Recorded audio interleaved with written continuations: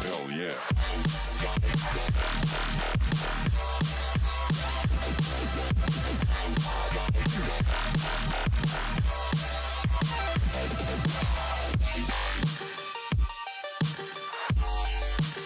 We're back from the dead.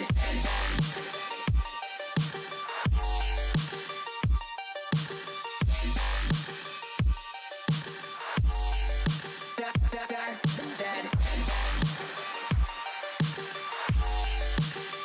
Back from the dead.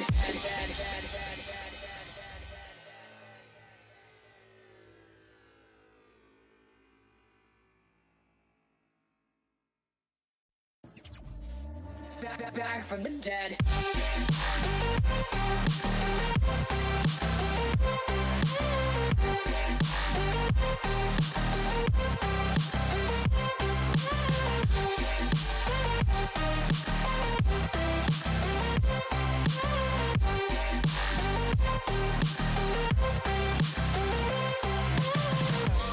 Ladies and gentlemen, you're all invited to go fucking mental on this motherfucking drop. The countdown has just begun. Are you ready?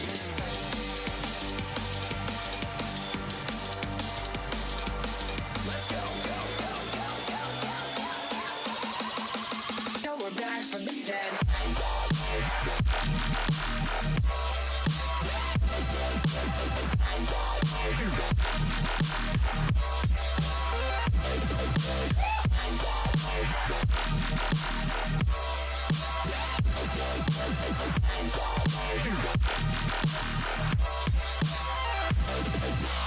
We're back from the dead.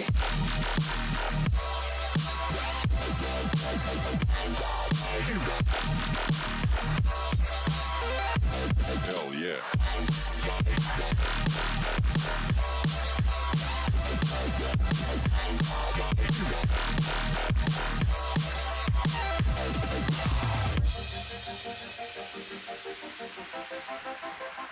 Back.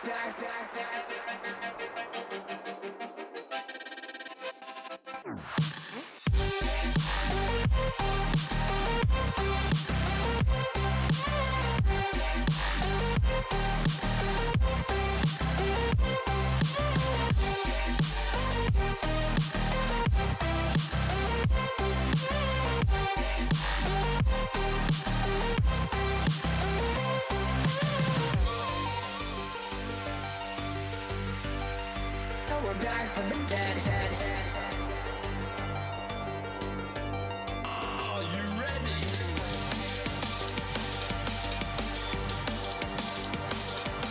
Let's go. Back from the dead.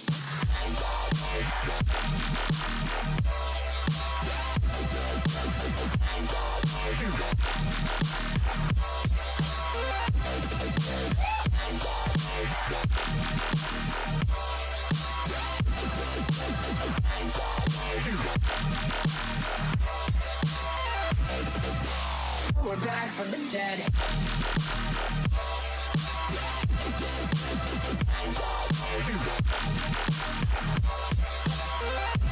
Hell yeah.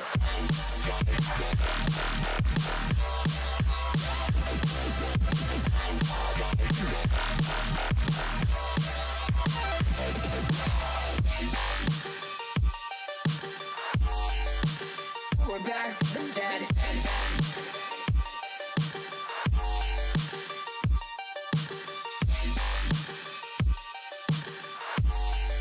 Back from the dead. Back from the dead.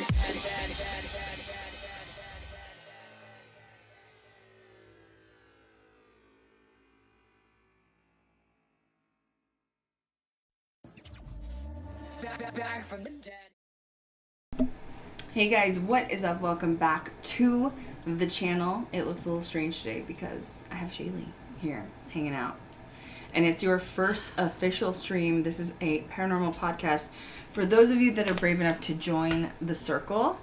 And you accidentally chose a topic that like we had to unpack that took like a week and a half to like dig through Hours. it.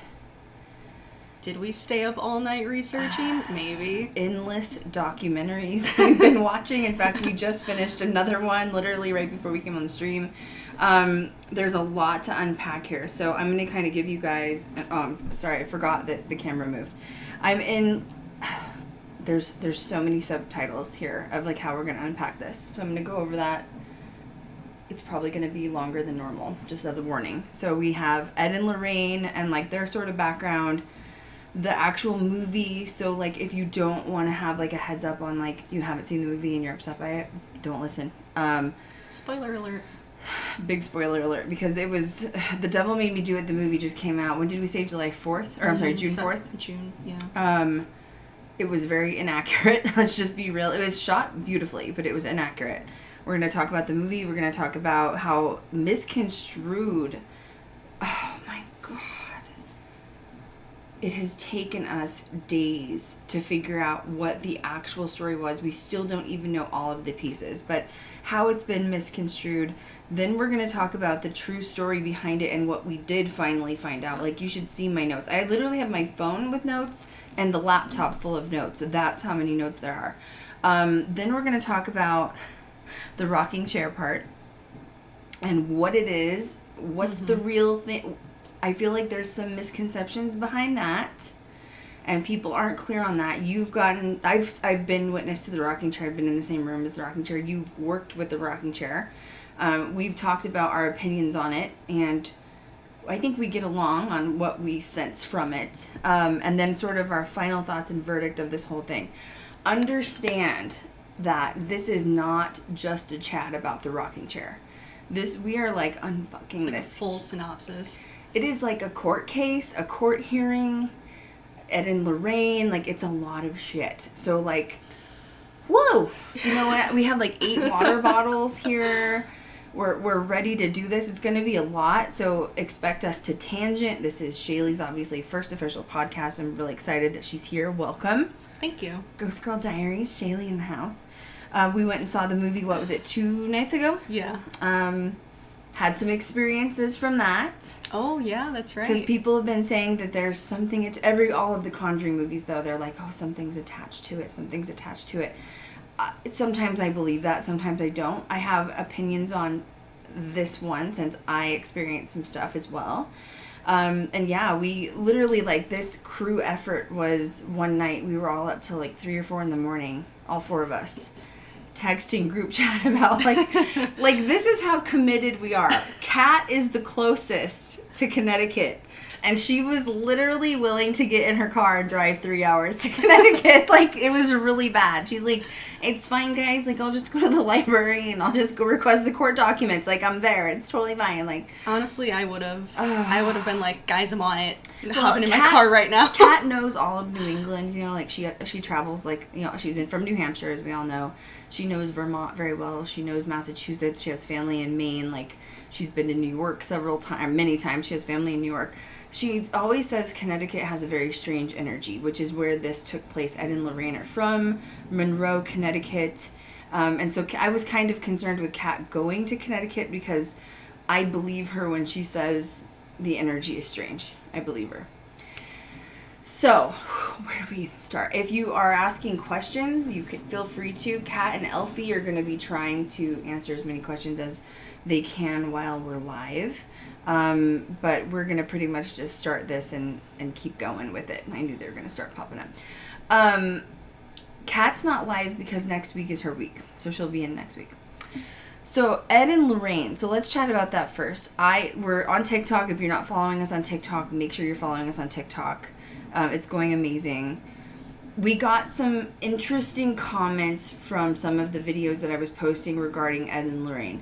There's a mixed bag with paranormal investigators, and so I wanted to go ahead and address that immediately, and then I want to sweep it under the rug so that we can kind of go into this open-minded and like really critically think. Like, that's what all the streams are about, critically thinking about each topic. Ed and Lorraine have a interesting background, as we know. Some people would call them the godfather, godmother of the paranormal. Other people would not. Other people would say they're scam artists. I'm not sitting here telling you what to believe. I will say that Elfie has been with us for a minute now, and she's worked with Lorraine on many occasions, and I have only heard wonderful things, and I absolutely trust Elfie with my life. And she's obviously a library of knowledge. In fact, the biggest thing I envy of Elfie is that she got to work with Lorraine so many times. So this opinion doesn't include Elfie either, because Elfie, I didn't even talk to Elfie about this. So because Elfie has worked with Lorraine, that's a total separate entity. Now, as for me having an opinion from the outside, I personally believe Lorraine was very authentic. Do you find her authentic? Yeah, I do. I feel like she has a very good heart, and she, she had a mission, Mm-hmm. and she was, she put her heart and soul into it. Mm-hmm. The other partner may be questionable a little bit, but I feel overall they did have good intentions. Well, and I do believe in her gifts. Elfie's witnessed her gifts before, you know what I mean? Like, so Lorraine, I'm fully convinced that, like, of the Catholic religion, of her Catholicism knowledge, like, she really did want to help people, and she truly did have, like, psychic mediumship, clairvoyant gifts. Now, with that being said, with Ed, if you're talking about, do you believe them? With Lorraine, 100%. With Ed, I think he is the questionable partner.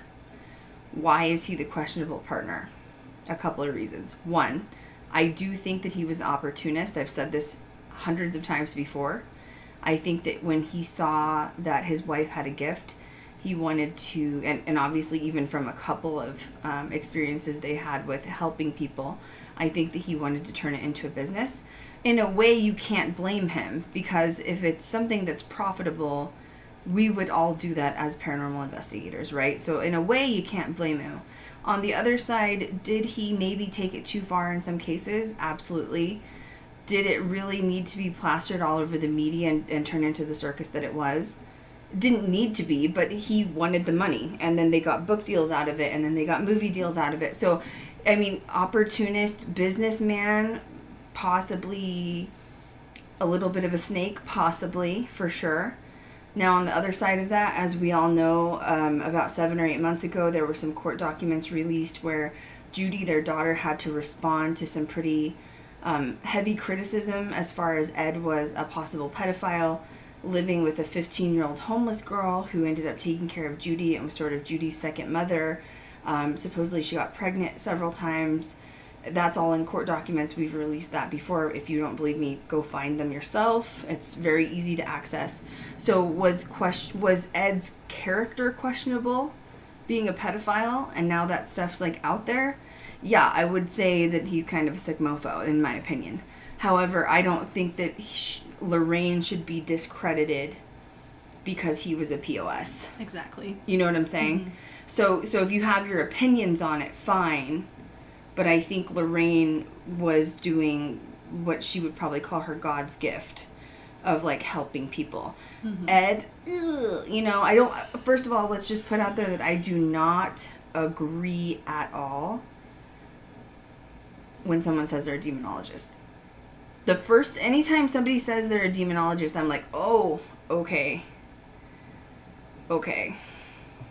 Because in my opinion, if you're really practicing, like, I don't want to say practicing dark stuff. Well, if you are, then you're a Satanist, first of all, or something of that nature. But if you are a demonologist or someone who's trying to be knowledgeable on the other side, in my opinion, you are, like, of the most holy trinity there could be, which is like a father, a bishop, something practicing in the church. Because if you're trying to practice, combating warfare, spiritual warfare, that's how you're going to use it, not by, like, getting a bunch of knowledge from books of a demonologist. And Kat and I have debunked that before too, where Kat has totally torn apart, like, the Catholic Church, because she grew up in the Catholic Church, and, like, the Bishop Brian thing from Ghost Adventures, Kat, like, sets her off through the roof. Somebody's asking about Ed being a pedophile. I'm not going to go into that, because that's a whole nother story, and I've already done that. So look on our channel for another podcast, or I think we have the podcast up live on, like, Spotify, iTunes. I found the court documents where basically there was a legal debacle going on where this girl that Ed had picked up at 14 moved her in as like a live-in girlfriend / babysitter. She actually this girl lived with Ed and Lorraine till she was 36 and had a few pregnancies by Ed. There was a debacle going on if she deserved some of the money from the Conjuring movies.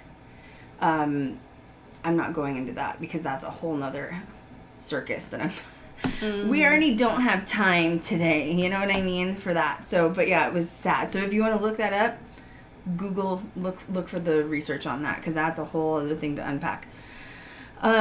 Okay, now we're going to jump into the movie The Devil Made Me Do It, released June 4th. This is obviously the series of The Conjuring. They've done The Annabelle, they've done The Nun, they've done all of those, 2 Annabelle movies, right? Mm-hmm. So the movie comes out.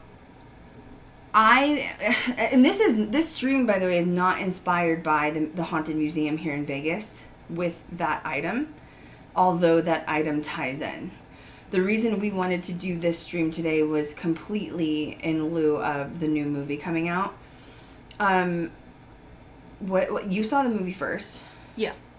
Were you like knowledgeable on it before you went to see it at all? Because I really wasn't. I'm going to be honest. I wasn't knowledgeable. Yeah, I watched the movie the first time and I thought it was great. I mean, obviously it's a movie, so things are going to be exaggerated, but I think the storyline was pretty accurate to the real life story. Mm-hmm. Other than like the woman being like a Satanist or whatever, or like other than there was some Satanist dramatizations, but they do have. I will say, whoever that director of photography was, I'd like to hire him in the future, because chef's kiss on some of those cinematography shots.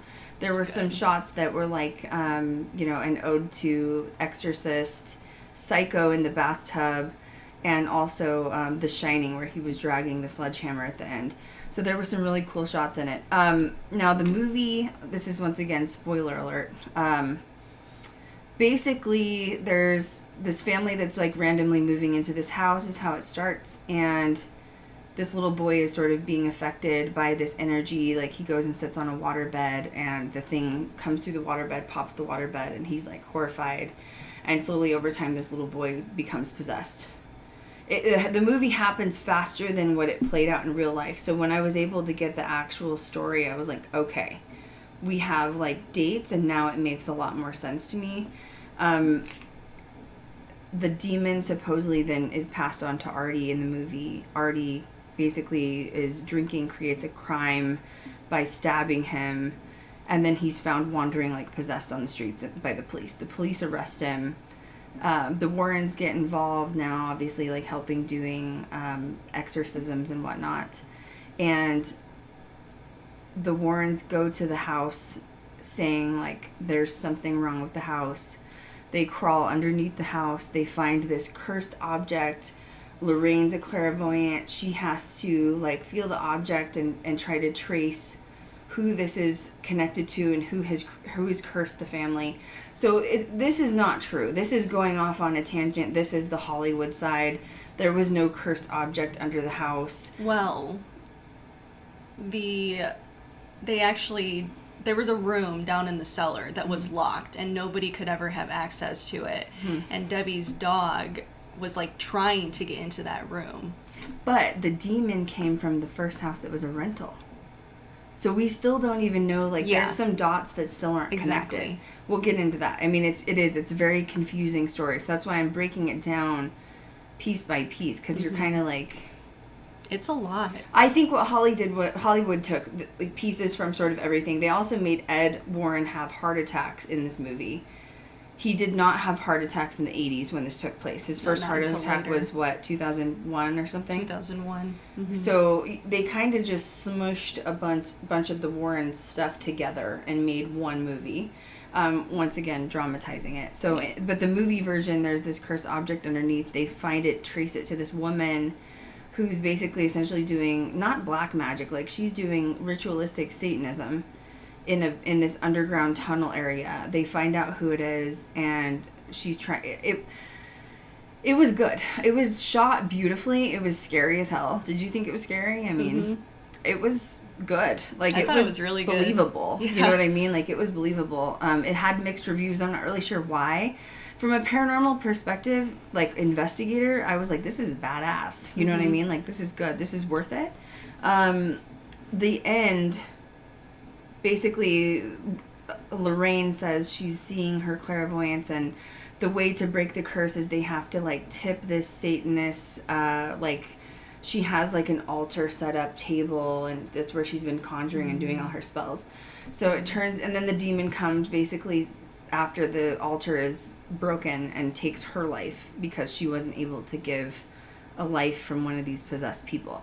So it's kind of strange. That part was a little hard for me to follow, but the rest of it did make kind of sense. They did take factual events and put it together. It just wasn't the whole factual event. Well, the Satanist was performing the rituals, and she needed to sacrifice 3 souls. She had 2. Arnie was going to be the 3rd. So they wanted to destroy her altar so she couldn't finish the spell. And since her altar was destroyed, she was the soul 3rd. that needed to be, Right. And then when they had the demons come out, they were legit. Like, they looked legit. Like, I mean, it kind of freaks you out because you think, like, you know, we get shadows cast as investigators when we're investigating, and we get, like, stuff on the SLS cam, but we never really see the face of whatever it is. Those faces, man. And to see the faces, not obviously it's Hollywood remakes, but you're like, what if that was what I was literally in the room with? You're like, whoa, like it's dark. Well, even the documentary that we just watched, David describes this beast as having jagged teeth and pointed ears. Imagine seeing that at your doorstep. I can't. I don't think I'd It's be an terri- investigator it's anymore. terrifying. You know? I don't think I'd want the gift of like clairvoyance and like mediumship. I think God, it would yeah. scare me way too bad. So it ends with the altar being destroyed. The woman gets murdered by the demon, and basically Artie goes to court for stabbing his landlord. Now, in the movie, they say, okay, we're not guilty via possession. That was not true. We'll cover that later. They were not allowed to actually use that possession in the court case. The judge threw it out immediately. And it basically ends with him sort of walking away from this murder, and then they sort of live, like, their happy lives, and that's just sort of it. Yeah, I think he was charged with manslaughter, and I think he was sentenced 10 to 20 years, but he only served about 5 because of his good behavior. And they said the 5 in the movie, so they did keep that accurate, and that was a fact in real life as well. So there were some things that were real, some things that were not real. Now, you were telling me that there were online forums of people saying like they were being followed home after the movie and stuff. Oh yeah, I don't know the exact details of that, but a couple people said that they had paranormal activity in their house, someone unalived themselves after watching it. Supposedly. We don't know if that's factual. Yeah. It was on TikTok, right? Or something. But you had some car trouble. And that's like a theme, a recurring theme is like whenever anyone mentions this or, goes into detail about this story, they have electrical problems. Yes, that has been reoccurring. That has been something, and you saw that because you were telling me about it before. So after the movie, Shaylee and I went and hung out in the parking lot. We were talking about this because, like, at the time, I don't think we knew it was going to be this invasive. Yeah, like, no. what we had to find. But like, we're talking in the parking lot, and I said to you, you were talking about investigating. We were talking about investigating, and I was like, you know what? I think the reason that I have a thing for the dark side is because the dark side is afraid of me. And I've said that publicly before on the channel. And I was like, the dark side's sort of afraid of me.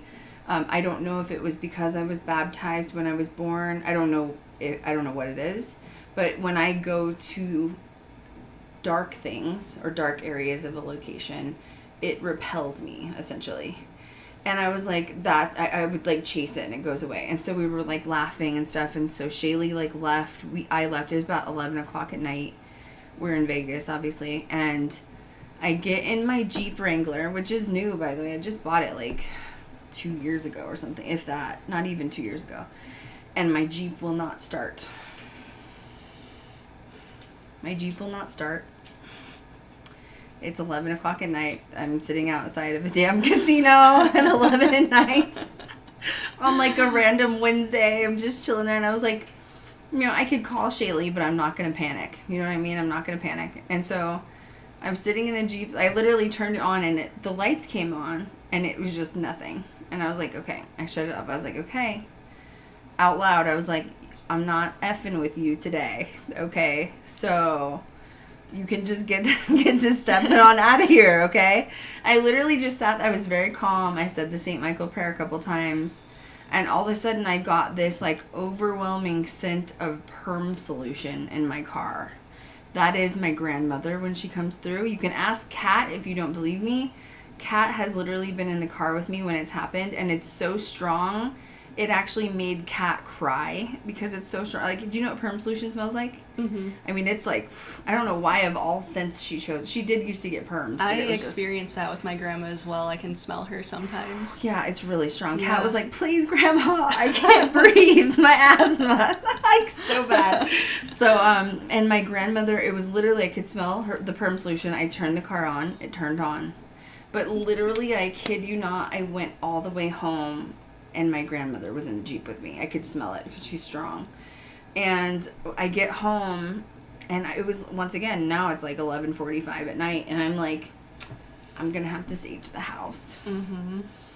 I don't know what told me to sage it. Just something said sage the house. And so I did. I stayed up and saged. I was really, like, paranoid after that. I don't know why. Just the Jeep not starting was, like, not cool. You know what I mean? And then that was when we all four of us just started doing tons of research, like in group chat. We were just, Elfie's researching, Shaylee's, Kat's like, you want me to drive there tomorrow? It was like, exhilarating. So bad. So anyway, yeah, someone said perm solution stinks. Yeah, but I don't know. It's very comforting now that it's my grandmother. So I can't say that. It is. I know. It's just like I know it's a my grandma. direct scent associated with her. How do you deny? You're in a car with the windows have been shut for 2 hours for a movie. Mm-hmm. How do you deny that that's not your grandma? Yeah. I'm not. I get the old people smell. Do you? You know, old people just have their scent. My aunt was an alcoholic, and I this is gonna sound strange, but like, have you ever smelled an alcoholic with that sour smell? Yeah, it is gross, but my aunt will come around like that sometimes, and I'm like, oh, there she is. She's hanging out. You know what I mean? So it is strange how that happens, but. So yeah, we get home, we started doing the research, and we had no idea. I had no idea what was going to happen. Like, so the next topic of tearing this apart is the misconstruedness of this story. It's like the game of telephone. People have taken the actual story. You'll get little teeny pieces that are right, and then you're just like, nothing makes sense. Like, none of it makes sense. You were researching, we were both trying to compare notes, we're both coming up with like different things. Mm-hmm. Some stories say that the little boy that was possessed, David, was 8, which we both believed he was 8 for like a minute. Then when we finally found the actual facts, he was 11 going on 12. Mm-hmm. Why do you think it gets so misconstrued so much? I don't know, honestly. Just like you said, the game of telephone. That's really my only explanation for it. I needed to hear the actual story, like, from the source. And Shaylee's listening to podcasts. We're watching multiple documentaries. We're like, what's going on here? What are we going to do? So finally, I found one documentary that was actually Lorraine Warren talking about it. The sister, Deb, and then Arnie was on there talking about it also. Nobody's heard from David, like, literally, since it happened. He was the kid that was, like, actually exorcised. Yeah, the only one who ever speaks for him is his older brother, Carl, but that's a whole other story that we'll get into. Yeah, that's with the rocking chair. Yeah. We'll get to that later. Carl and then the other brother, Alan, right? Alan, yeah. Oh my God, it's a mess. So Carl is, like, his own separate entity from the family. Alan and Debbie were very close. And Carl is the one making money off of this the most, basically. Trying to. Attempting. Mm-hmm. Didn't he? I think he tried to sue, too, right? Or something like that? He tried to sue the Warrens and the author of The Devil in Connecticut back in 2006, which sadly is the same year that Ed had passed away, so I'm sure that was a lot of stress. Turmoil. Yeah.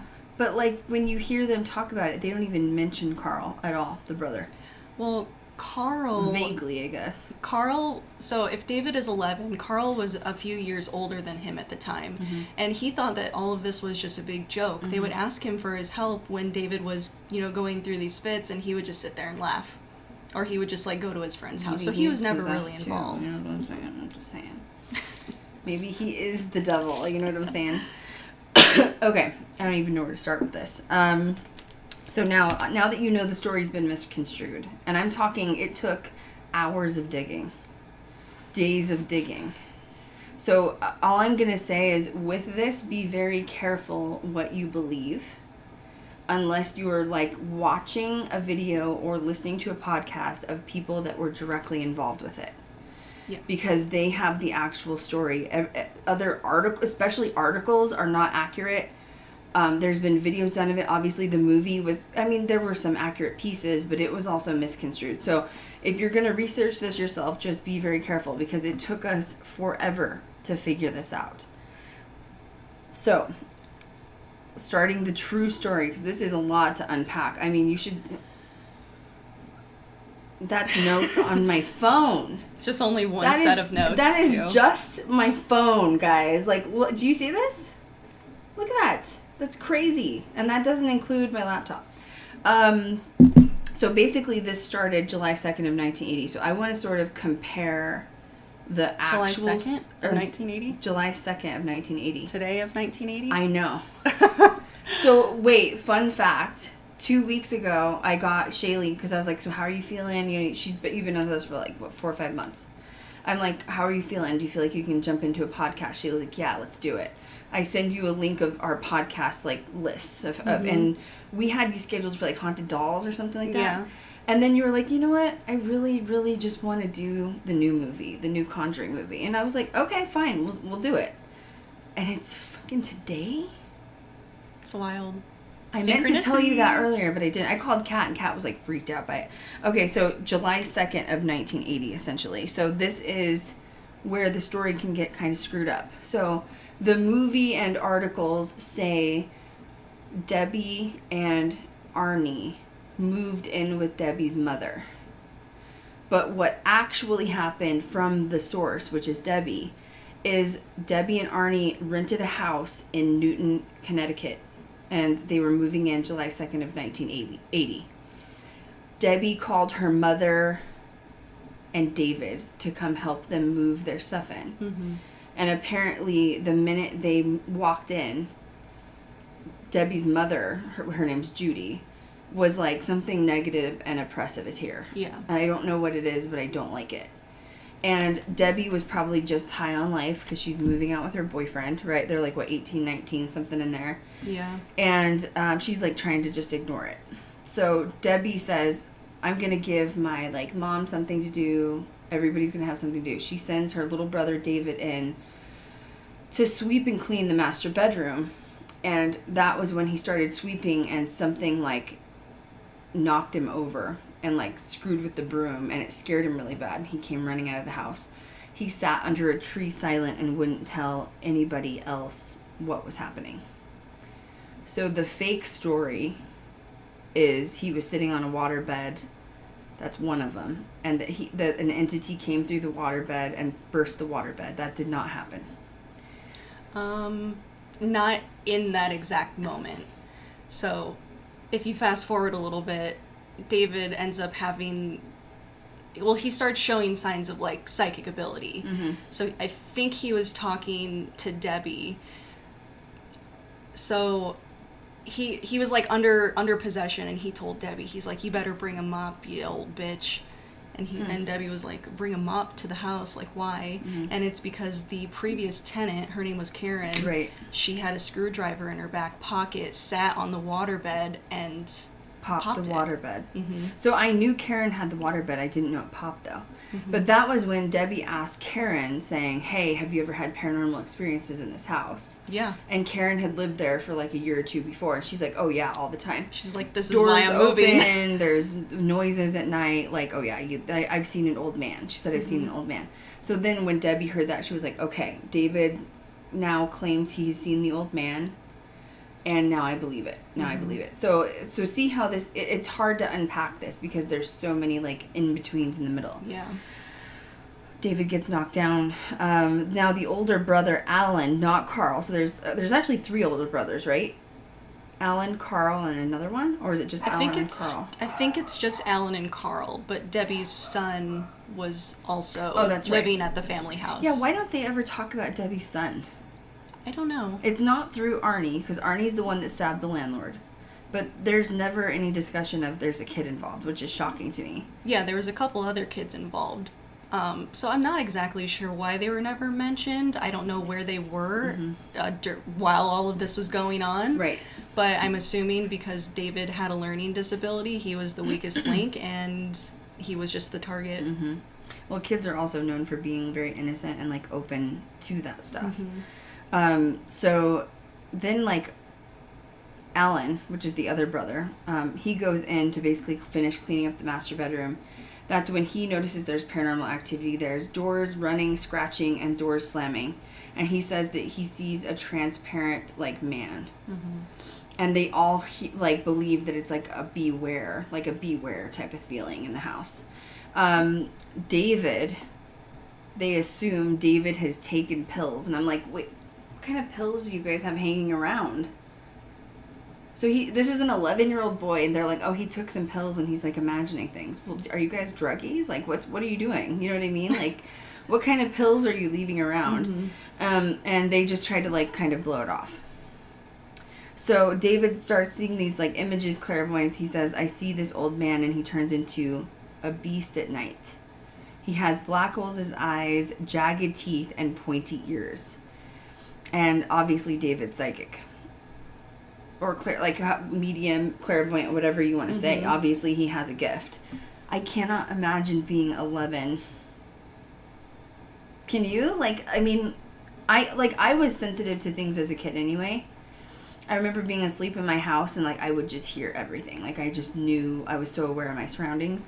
But I can't imagine being able to see it. No, just pure terror. And dark. It's not even like, hey, grandma's here or whatever. You know what I mean? Like,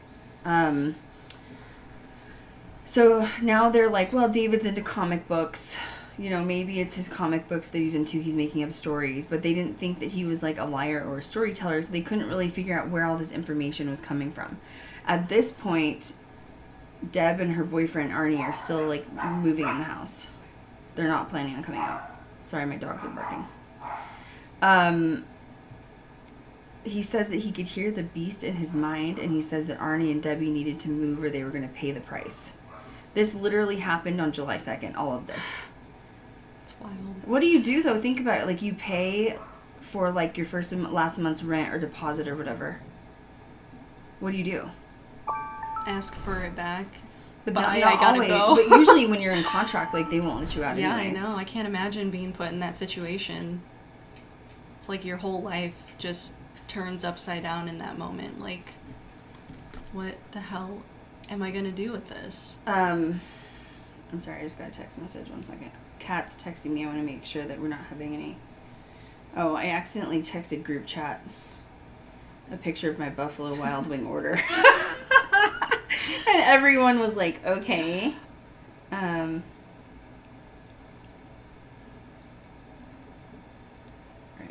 Coincidences do not exist. I That's agree. true. And yes. Okay, they're saying Shaylee looks a little dark if you want to turn her up a little bit. If you want to reach that. Okay, so let's go back to this now. I told you guys this is a lot. So this is going to be a slower podcast than normal because this is a lot going on here. So David says he's hearing the beast talk to him in his mind. And he says that they don't need to move in. So now we're on July 3rd. Arnie drops off a couple of boxes at the new house. They haven't officially moved in yet. And he feels taps on his shoulder. But he just sort of ignores it and lets it roll off his back. You're having a kid that's seeing a demonic presence and you're gonna, like, you had an experience and you know what I mean? Why do people do that? Like, I mean, I can't say I'm not guilty of it because as a human, we all go, okay, well, maybe I was, like, imagining it. Maybe I was thinking, you know, something else. But, like, I feel like if there's a kid involved that's, like, seriously being affected, why are you... They probably didn't know any better. I mean, nowadays we have so much to, like, work with. Mm-hmm. You know what I mean? With Well, experiences you're right. and stories. But back then, it's like, oh, it's just a kid. Like, he could be saying anything. That's why Ed and Lorraine are important, though. Whether people want to, like whether I have my strong opinions on Ed or not, if they would not have done what they did by going to the media and publicizing the paranormal, we wouldn't be here right now. Yeah. Period. So people can hate on them as much as you want. If you don't believe in them, fine, it doesn't matter. But if they wouldn't have taken something to the media, like they were the first ones to introduce it to the media to make it like mainstream, I think it would still be like hidden under the rug like the Catholic Church tries to do. You know what I mean? So you can't hate them completely because they were pioneers to allow us to be where we're at. So Look at all these bomb movies that came out because of them. man, even Paranormal Activity, man, that was a $10,000 movie. That was good. And That it was made good too, yeah. millions. That's what sucks. You don't want to take me to the movies because I'm going to analyze the movie the whole time. As a filmmaker, I'm going to be like, and then I'll think back and be like, well, yeah, as a paranormal investigator, like, it was pretty good.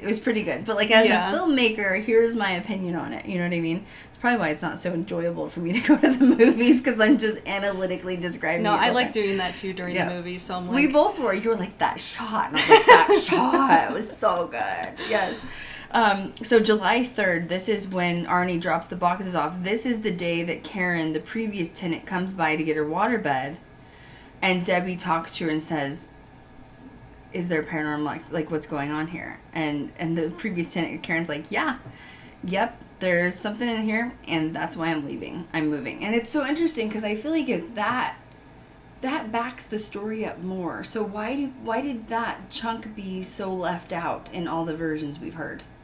Yeah, I don't know. I feel like that should have definitely been left in because she specifically says that she would wake up every single night at 3 o'clock in the morning because her name was being called. She couldn't get any sleep, and she's like, I gotta get out of here. I don't blame her. I wouldn't be able to deal with that. I had a woman one time that had a haunting in a rental.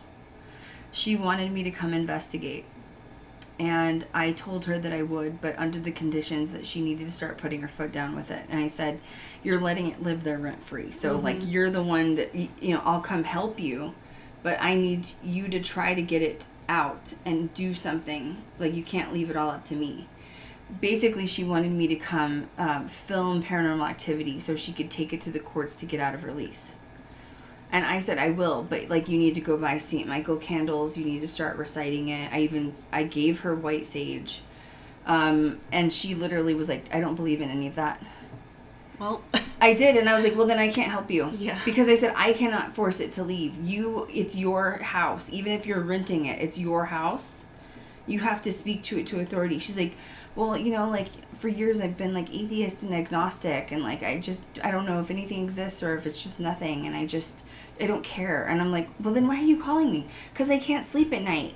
Because it keeps me up. I'm like, so if nothing exists, you don't believe that it's there. So it's so weird, though, how people get religion stuck with that. Like, you don't have to have a religious title to believe the other side exists. exactly. You know? But if you're being woken up. And then she was like, well, I think my boyfriend's had possession a few times. And I was like, oh, you need to call a priest. Like, truthfully. She's like, no, I can't because I don't believe in it. And I'm like, well, then enjoy your haunted house, ho, because I'm not going to be able to help you. If you want me to call a priest, what do you think I can do? You know what I mean? Yeah. Like, she's like, just can you come in and force it out? I'm like, I don't live there. It's going to laugh at me. I don't pay rent there. Yeah, regardless of what you believe in, you gotta use the forces against the forces. Or live with it. Yeah. And then when she Since you told don't me believe her in it. boyfriend was like being possessed and he got violent, I was like, you know what? I'm dipping out because I don't need to be hurt along with the crew. You know what I mean? Like, I don't know. People are strange. There's red flags. It's okay to say no to an investigation is the point of that. So Debbie talks to her, says yes. Karen says the worst room in the house is the master bedroom. She says that she would hear whispers of her name, wake up at 3 a.m. And she also felt a cold body in bed next to her. Ew. That happened to me once. Ew. It did. I was at the... should I tell you? You want to hear about it? Yeah, let's I hear was it. at the Stanley Hotel. And... because I've been there too many times to count. And my friend was doing a paranormal conference. She was planning this huge conference. And I was helping her. I was running, like, back and forth to the airport and stuff. And so she's like, dude, I'm just going to get, like, a suite. Because she got it for free. She's like, I'm just going to get a suite. Like, just stay the night. And, like, you don't have to pay. And I was like, dude, I don't know how. Like, anytime I would go to the Stanley Hotel to do anything related to paranormal, I always stayed at the hotel down the street. Because you don't get sleep there. Right. And it's probably one of the more, like, friendly haunts, if you want to call it that. But, like, she's like, just stay. I don't want to stay alone. It's a suite. Just stay. I don't want to stay alone. It's a king-size bed. And I was like, oh, my God, I'm just not going to sleep. I know it. So we're in bed asleep. By the way, she was, like, she had a few too many drinks, if you know what I'm saying. So she was, like, snockered out. Like, she blacked out practically in bed. And I don't drink under, you know, I got... Like, I just think you take your filter off when you're drinking. You know what I mean? And especially in a haunted hotel, like, not gonna happen. So, no, instead I'm sober and paranoid. Like, literally, what's better, you know? And so we're in bed, and I remember I covered my eyes and my head because they mess with you there. You'll feel your foot being pulled. It just is. You'll feel something slap the bed. They'll yank the covers off. And they're being funny, honestly. Like, there's nothing really that malicious at the Stanley Hotel. And I was like, I don't want to get messed with tonight. So I, like, wrapped myself up like a mummy. And I was, like, facing the opposite direction. She is blacked out drunk next to me. I mean, there's space between us. And all of a sudden, it's like 3 a.m. And you feel someone, like, hands and then knees start to crawl up between us in the bed. And it laid down between us. Like we were all spooning or something. And I felt it, and you know what I did? I took the sheets really hard and I fluffed the sheets. I was like, get off the bed. And it was gone after that. And I woke her up. I was like, dude, there was a body that was just between us. She's like a person? I was like, no, like a ghost. And she was like, that's so cool. And then she went back to bed. So I felt that. So it's legit. That is scary. That is like horror movie shit. You know what I mean? Like, That's a no from me, fam. Well, we'll have to go to the Stanley Hotel and stay the night one time on our road trip. An episode on it too. Yeah. Oh my God. I feel like there's so many things that get left out in episodes with the Stanley. There's so much more there that people don't do. Everybody wants to go to the carriage house. It's just, I mean, there's some weird stuff in there, but honestly, the concert hall is where it's at the Stanley. Let's see. So Debbie talks to Arnie. He arrives and says, dude, the previous tenant says it's haunted. We need to get our money back. And Arnie obviously remembers being tapped on the shoulder, and he's like, yeah, you're right. We need to not move in here. They get their money back from the person, which is shocking. Mm-hmm. It makes you wonder, does he know? Yeah, does the owner know? Well, the room in the cellar was locked, and they never had access to it. Something's up. Something's going on Something's up. Like, or were there murder? Like, nobody really knows. We were, like, scouring, trying to find the address, and we still haven't found the address yet. But we will continue to try. Not of the rental property, at least. Which is where it supposedly started at. Yeah. So after that, they did move back to Brookfield, Connecticut with Debbie's mother. But it was basically too late. There was already an attachment that happened. So David's sitting there one night, or is this the same night? This is like July 3rd. Okay, David says, the beast is on his way. He's coming, and he's here. He's coming from the rental property, and he was saying, like, he was literally talking as if the beast was walking, and he was like, he's almost here. And then he's like, oh, he's on the front porch now, and he's looking through the window. How does an 11-year-old make that up? I don't think. I don't think that's funny. I don't think, you know what I mean? Like, I don't think an 11-year-old would make that up. I don't think an 11-year-old would have the attention span to keep a story going for that long either. It's true. Well, especially if it was something that looked like, quote, the beast, and if he's calling it. Yeah, and if he played video games and read comic books all the time, like, you know that kid's going to be in there on his video game, as opposed to sitting terrified, waiting for something to show up on the porch. Yeah, afraid of this beast that's going to come over. I'm going to be honest, before we saw this movie, I was really big skeptic on this whole thing. I was also a really big skeptic on this story because I couldn't find the actual story. Yeah. And it was frustrating. You gotta really dig. You do have to dig, but when you hear it from the mouths of people that were involved, that's when I was like, okay, I buy it now. Yeah. Yeah. Before I didn't buy it, I'm going to be honest. And there's some tea that just literally happened a couple weeks ago with Debbie, so we're going to spill that too, but we're not there yet. That's going to take a minute. It shocked both of us literally just a few minutes ago. Okay, so Debbie's mom grabs the holy water. She's throwing it basically on the porch and on the window where David says the beast is at, and David says the beast hates it, but he's leaving and he's going back to the rental house. So clearly something about that rental house is like the beast's home, right? Back to his hidey We hole. need to find that address, I'm telling you. So now you're at July 4th. There's no mention of what's going on. They go out to a picnic. They go out, blah, blah, blah. David says when they come home after fireworks, the beast is here and it's in the attic. He found his way through the attic. Mm-hmm. And I saw the interviews with like Debbie and Arnie while they were talking about this. They didn't seem fazed by it. Like I think they thought he was still making the story up a little bit.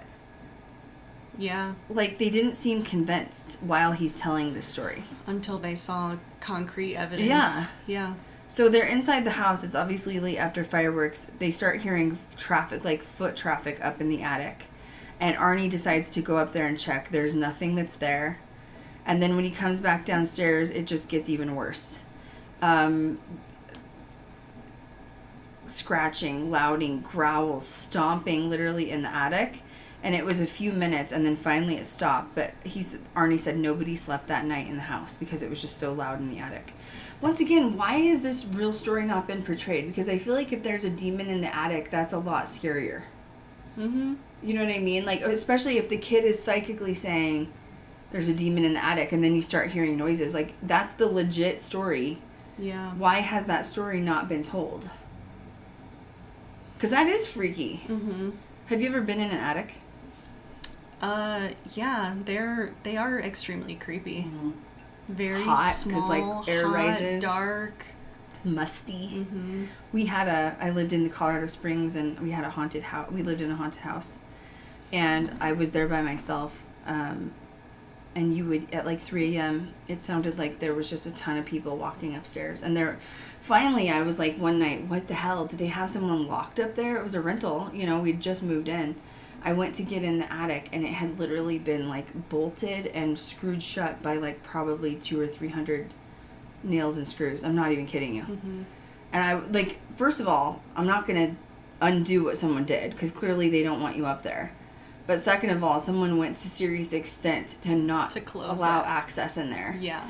And it's just messes you up. There's a small attic door in one of my bedrooms, and I did not deal with that at all. I was just like, I'm going to put my TV in front of that so I can't see it.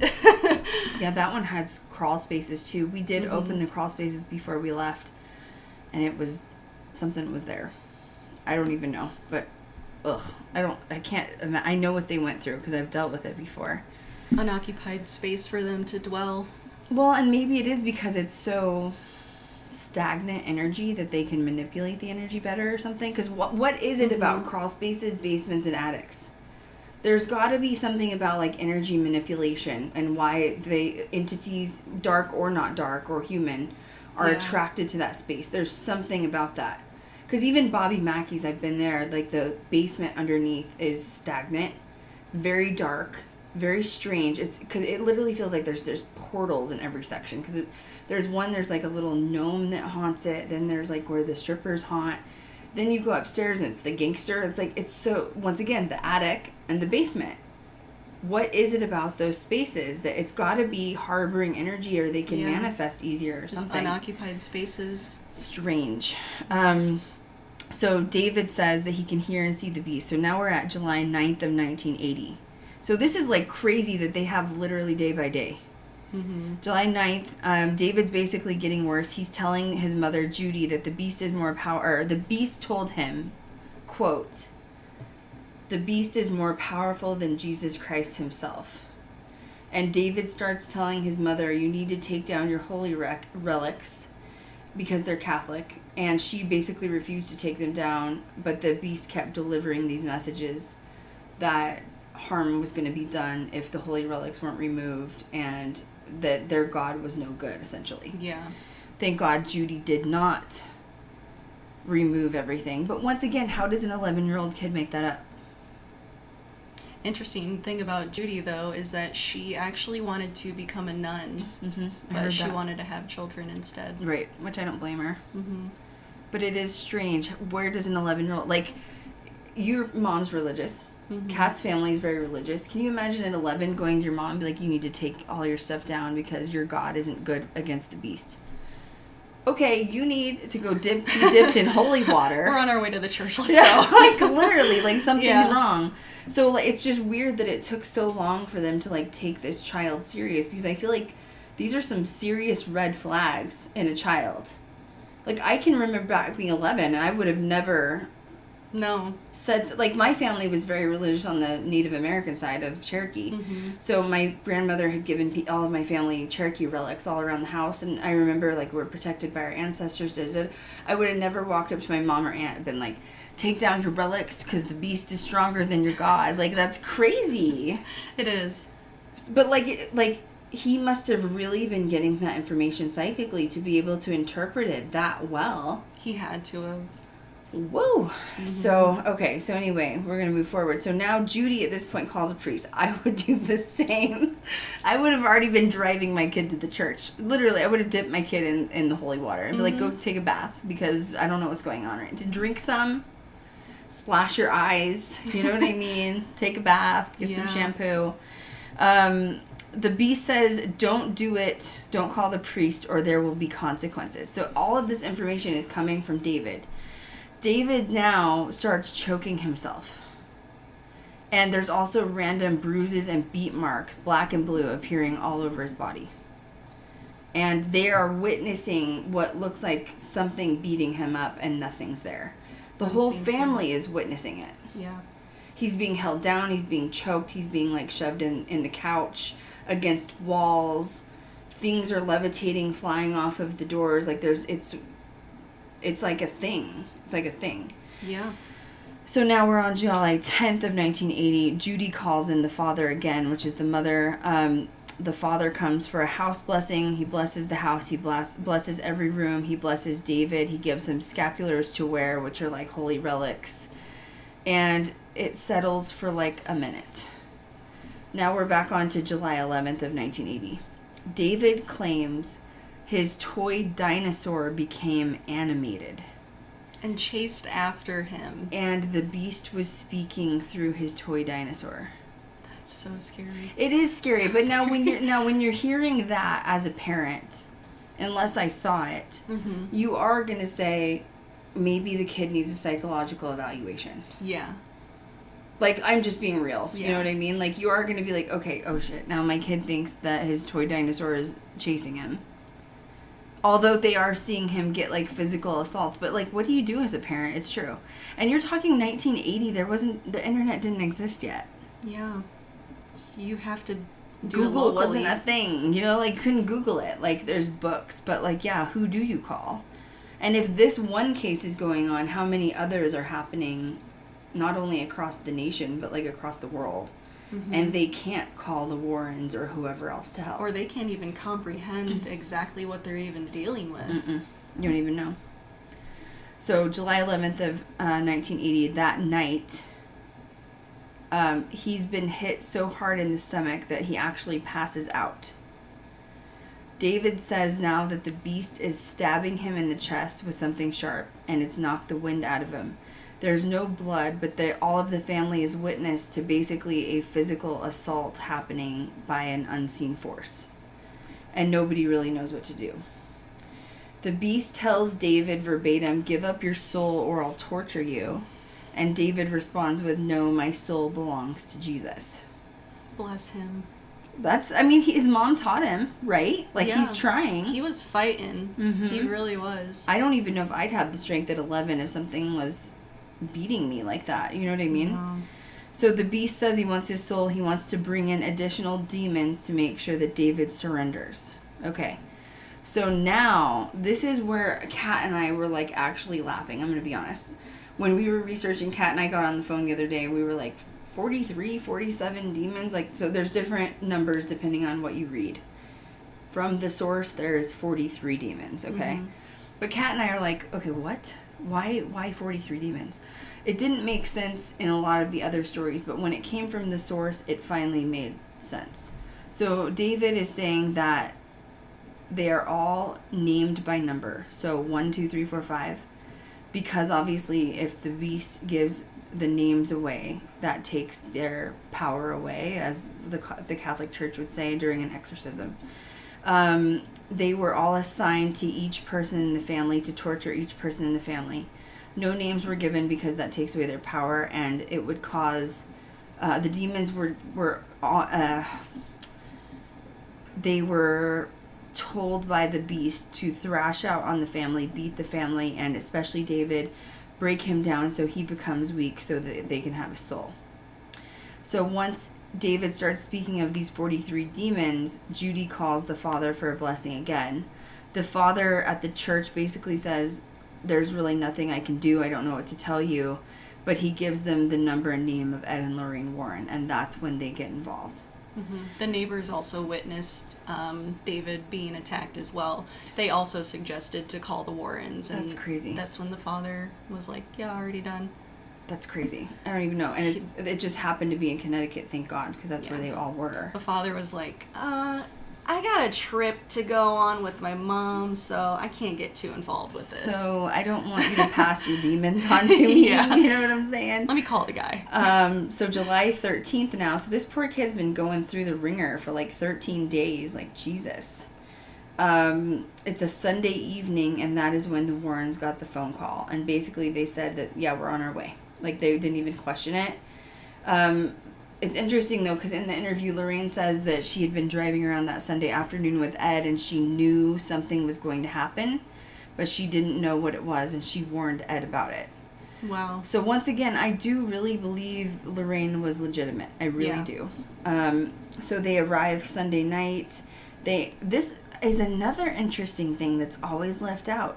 The Warrens brought a physician with them to check the boy for mental abuse, physical abuse, and emotional abuse. Mm-hmm. They wanted to rule out that he had, like, psychiatric issues. Why was that left out of every other story we've heard about this? It gives him more credibility. It does, yeah. You're like, okay, so, because you do think, okay, this boy says a dinosaur is chasing him. I'm concerned. Like, I'm really concerned, because that sounds crazy. Well, I think when people initially hear that there's like a case of demonic possession, they just kind of run with it, and they don't bother to get all the details. Mm-mm. You know, they're just like, oh, I got this story. Let's get it out. Yeah, but this is like good when it's like the real thing, because like this is how, in my opinion, as a paranormal like, and once again, whatever you want to think about Ed and Lorraine, fine. But like, as a paranormal investigator, when somebody says, I have a demonic attachment or I'm possessed, the first thing you think is, oh my God, I hope that you've at least seen a psychiatrist once. It just gives it more credible. I had a guy message me on Facebook years ago when I was investigating with my old group from Paranormal Challenge. He saw my episode on Paranormal Challenge, and he messaged me saying he needed help. And I was like, okay, well, I had to be careful. You know what I mean? Like, I was like, you just don't want to go bebopping into somebody's house. And this guy said, thank you for the bits, Cat. This guy says, I have aliens coming through my daughter's toys. And I was like, well, I don't do aliens, first of all. But it makes you be like, what are we dealing with? This is not my department. Like, and like, I think I even asked, are you doing drugs? And he had said yes. I don't know what he said. I can't remember. Oh. But I was like, well, yeah, that plays a huge your part answer. If it's LSD, bro, that's not my department. You know what I'm saying? So bad. So basically, Ed, Lorraine, and the physician arrive. The doctor checks out the boy, basically says he's like a normal little boy. And now Lorraine says her first instinct of seeing if there's a possession or something dark going on is that she can, quote, see auras in people. And she said that his aura was severely disturbed, David, the little boy. At that time, he wasn't, quote, possessed. So Lorraine did start interviewing the boy. They like set up the tape recorder, and David tells Lorraine the beast is in the living room. And now this is when Ed steps in. Ed says that he's going to provoke it because he wants to know what it is. He doesn't know if it's real. So as Ed's provoking it, using, what would you call it? Religious terminology? Is that a good way to put it? that they heard 3 loud bangs, and 3 times is demonic. 3 mocks the Holy Trinity. 3 p.m. is when Jesus died on the cross, and 3 a.m. is when the devil is most prominent. So the Warrens deemed the 3 knocks evil. Mm-hmm. So just pause for 1 second. Okay, let's just dig this apart for a minute. Considering what David has been through and what he's supposedly seeing, and he's being beaten and abused by an unseen force, I agree. I obviously agree. As paranormal investigators listening to this podcast, please do not immediately go out and be like, oh, I heard 3 knocks, it's a demon. Because that's what we have a problem with on TV right now, is that everything is a freaking demon, and it's not. It is not. And I have had energies mock being demons before. And you have to call them out on it, and you do have to provoke a little bit. But, like, I can smell bullshit. You know what I mean? So, really negative spirits aren't always considered demons. Not even negative ones. Sometimes they just want to mess with you. Mm-hmm. Maybe they don't want you to be in their house. I've had things come through I think I was with Kat. We were investigating somewhere, and something came through on the Ouija board that said it was Zozo. And I was like, no way. I know the energy of that something dark, and mm-hmm. I called it out, and then it spelled ha ha. So just be very leery. Like, it's just not always a demon. Like, honestly, energy speaks for itself. If you have someone on your crew that's an energy reader, that's how you need to read the energy. It's not just a demon because it knocks 3 times. I just want to make sure that's clear, because that really gets on my nerves sometimes. Okay, so David says, okay, Ed and Lorraine say, can you ask him what his name is? And David says, his name is Satan. I don't believe it was Satan himself. If it is, my God, let me make dinner for you. I am so privileged to have Satan in my house this evening. Like, Jesus. I don't think it was, quote, Satan. I think they take the image of what they wish they could be. Satan's minions. But they're not going to take their own name, because that takes away their power. You know what I mean? Mm-hmm. So that was where the name of this whole trial came from, of the devil made me do it, or Satan made me do it. No, I don't think so. Like, let's not jump to conclusions, but that's once again where Ed is an opportunist. And he said, oh, the boy says it's Satan, so it's Satan, and he's possessed by Satan. And I'm just like, okay, this is a little bit of bullshit. I'm just going to say it. You know what I mean? Like, how do you feel about it? I don't honestly know. I just think it's bull. I don't think it's Satan. I think it's minions. I think it's demons or minions. I don't think it's Satan. So Lorraine says he won't just be possessed, it's a long wait and a long process, which made me feel better, because the movie made it seem like it was like he was possessed and then it was over with. Yeah, it wasn't over. Right. It was like he's possessed in a day. And no, it took weeks. It took like actual weeks for him to fully get possessed. Mm-hmm. Why do you think kids get possessed easily? They're more susceptible. They don't know how to protect themselves. They don't know the different energies. They're also closer to the veil because they're so young. Mm-hmm. Pure souls. Pure souls. No filters, because they haven't really been taught to have a filter yet. Yeah. So Lorraine says he's resisting, but he was also then again beaten, abused, and assaulted again. The Catholic Church was the one that we're going to have to approve it through the Archdiocese, through Rome, and it's a long, formal process. Kat said it's even gotten worse now. The process is even worse. Kat knows a family father that she's known since she was a child, and he actually took an oath of silence for many years. He's actually considered a monk, and he's actually done actual exorcisms on things. Oh, wow. He will not talk to Kat about them, but when Kat told him that she's like, I'm getting ready to go into paranormal, all he did was bring her a bunch of stuff to keep her protected. I loved that. He didn't even lecture her.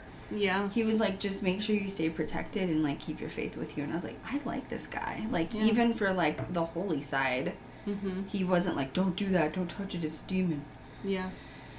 So that night after the Warrens left, David was watching TV. His eyes started to roll back and he started to make weird noises. He actually took a knife and held it up to Artie, I found that interesting because the knife with Artie, when Artie stabs the landlord. Yeah. So it does make sense if Artie was actually possessed, that there's been like an obsession with a knife sort of all along.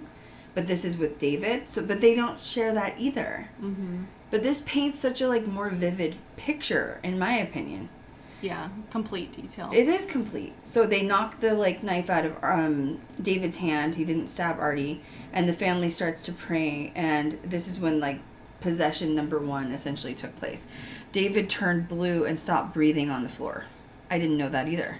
Yeah, they thought he died. They thought he died. They tried to administer CPR and it didn't work. Artie and Deborah tried to do a CPR. Mm-hmm. So right as they're basically like at fault saying he's dead, the Warrens walk in and he starts breathing again. Lorraine says she thinks he started breathing again because they posed a threat because of their knowledge. And at the time, David was 11. They looked at Lorraine and said, "Is he possessed right now?" And she said, I loved this statement. This is why I wrote it down. It says, "You're never possessed 24 hours a day. You're only possessed part of the time. They can decide when they enter and when they exit." And she said they didn't choose Debbie and Judy because they're strong women, and David has a dozen episodes of possession, and the family was pretty much exhausted at this point. Mm-hmm. There are physical attacks, poundings, objects flying off the walls. His eyes were rolling in the back of his head. His eyes actually turned black a couple of times. There was holy water involved, ambulance, prayer, and spiritual warfare.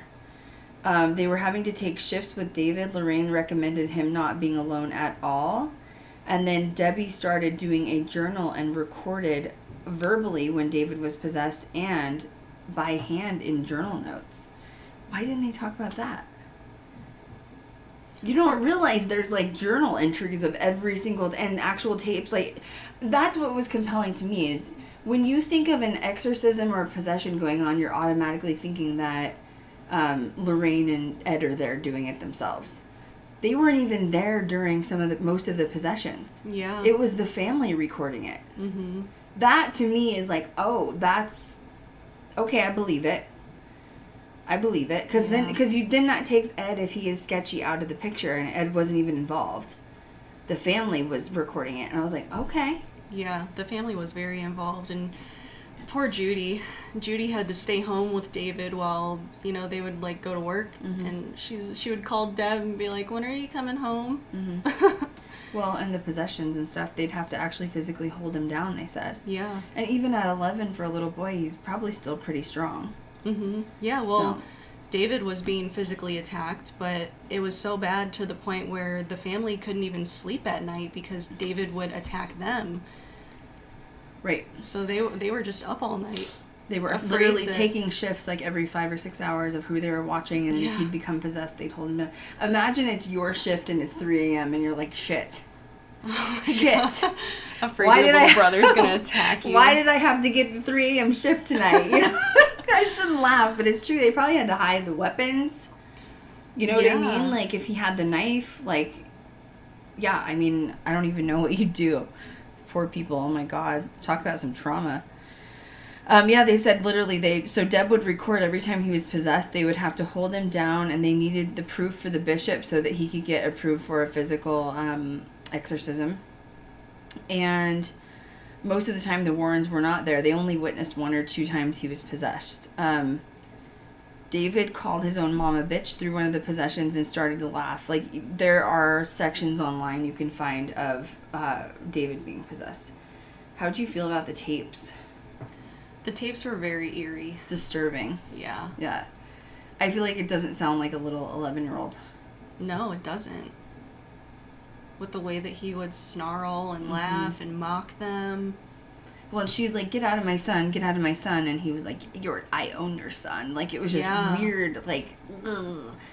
Calling your own mom a bitch at 11, I don't think I would have gotten slapped for that. Possessed or not, my mom would have backhanded me. and they were such a tight-knit family that I don't think he would dare to do that. Mm-mm. Well, and religious. Yeah. Like the family was very Catholic. That's the only reason they got so much help was because they were Catholic and they were so involved with the church. So the possessions basically went on for weeks. Once again, other stories make it look like, oh, he got possessed immediately. And, like, even the movie was like, he went in the house and he was possessed and that was it. even Lorraine was like, no, it took a long time. It was interesting, though. She had another statement. She says, I was very bothered. She goes, it bothers you as a mother seeing somebody else, a family going through so much torment. And she's like, of course I wanted to help them because it bothered me. Mm-hmm. So once again, I find her to be very authentic no matter what. Now, at this point, Alan, who's the older brother, starts hearing hissing.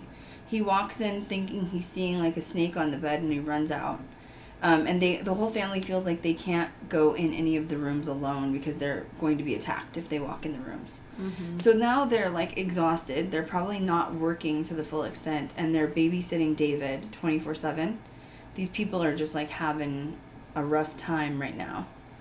So halfway through one of the documentaries I was watching, Deb finally cries because she's like talking about how exhausted she was. So now we're at July 27th. Now Arnie gets involved. He has his first encounter. He says he sees a black mass that's forming, and the face sort of takes shape with deep black pits. He says that the eyes are so dark that they literally draw you to another realm. And it's the first time anyone else has seen the demon. And he has basically seen it manifest. And so there was already a curiosity there going on of like, it chooses you or something like that, which is weird. So now Debbie's still keeping journal entries. She's calling them diabolical attacks. And now we're on August 1st. So this poor 11-year-old's been going through possessions for like 4 weeks, basically. It's very exhausting. My God. Like, I remember being a kid loving sleep. I can't imagine, like, you're even afraid to go to sleep. It's like, at what point is this going to end? David was left alone for the first time because I'm sure they were tired. Mm-hmm. I can't imagine the family, like, constantly on alert. He was left alone for literally, like, 5 minutes while Judy went and did the dishes. And that 5 minutes, he became possessed. And the demon came through saying, David will die. Call the Warrens. And she wanted to call the Warrens to get a minor exorcism. And the demon kept saying that David is gone. And he was in full possession and his eyes were completely black. This is also when he started levitating off of the bed. They begged the father to sort of escalate the process. But unfortunately, you cannot force Rome or the Archdiocese to go faster, because it just is what it is. So the priest decides to come in for a minor rite of exorcism at the local church. So once again, this is interesting because I feel like Ed bragged a lot, and most of the time I feel like he made it sound like he would do some of the exorcisms, which I think he did do some, which he's really not supposed to. It's not safe to do that if you don't know what you're doing. Kat's very against it. Like, although she is against Catholicism after what she went through with her life, she also very much believes that if you're going to get an exorcism, it should be the correct person doing it. Mm-hmm. So they do a minor rite of exorcism at a local church. So this is September 2nd.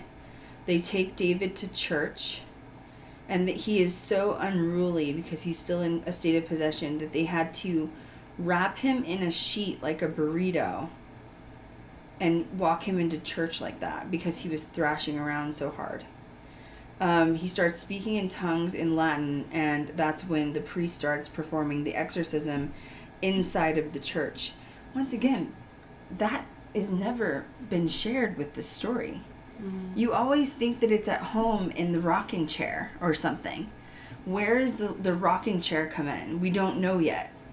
And an exorcism, in my opinion, probably should be taking place in a church. But they always make it sound like it's hush-hush and like it doesn't want to be public, so we don't do it in public, we do it at home. So in the church, while the exorcism's going on, the father says that there's levitation of books and books are flying off the shelves. Ed told the father to be careful. He said that's not David. David ended up breaking free from the sheet and tried to kill the father in church. And as the priest was continuing to do the exorcism, David stopped breathing and he turned blue, and they thought he died again. And basically Judy stepped in and was like, stop the exorcism. Mm-hmm. Like, you're gonna kill my son. So a few minutes after he stopped, he started breathing again, but they didn't know what to do. So they scheduled a second exorcism on the following week. So once again, we're in August. The day they chose was the day of Virgin Mary's birthday. They hoped that that day would be non-violent and it would be calm. And the exorcism went well. They thought it was gone. But Lorraine, once again being psychic, said, if you take him home, you need to watch him because I'm afraid something's going to happen after midnight. That was on September 8th, though, right? Yes, that was after the second exorcism. And that was the Virgin Mary's... The Virgin Mary's birthday. So right after it turned midnight, he was attacked again. Exactly. Yeah. So now we're at that midnight, which is technically September 9th of 1980. David's in, like, the worst state of possession he's been in. The priest is at the home with them. He did go home with them. And he's thrashing around. He's not really saying anything, but he literally, they said he looked like he was dying slowly. Because he's being, like, beat. He's not conscious. He's breathing, but he's just being beat by unseen forces, and he's, like, turning black and blue, and he looks like he's dying. So that night, September 9th of 1980, is when Arnie was so sick of seeing his his girlfriend's brother being beat up, that he challenged the demon and he said, take me instead of David. And basically everybody, the priest, the Warrens, started yelling at Arnie saying, don't you dare say that. You don't know what you're challenging. Mm-hmm. And Arnie's like, I don't care. I'm trying to protect him. He's 11. He shouldn't be going through this. And they said, don't do that. You're inviting it and allowing it in, which I do believe that's one way possession can happen, is you want to experience it by inviting it in. And basically, by dawn, they said that it was like a veil had lifted and David was back to normal. But Lorraine knew that she was sensing there was going to be a tragedy to come. So you're kind of like, okay, so David's not possessed anymore and everything's calm. So now what happens?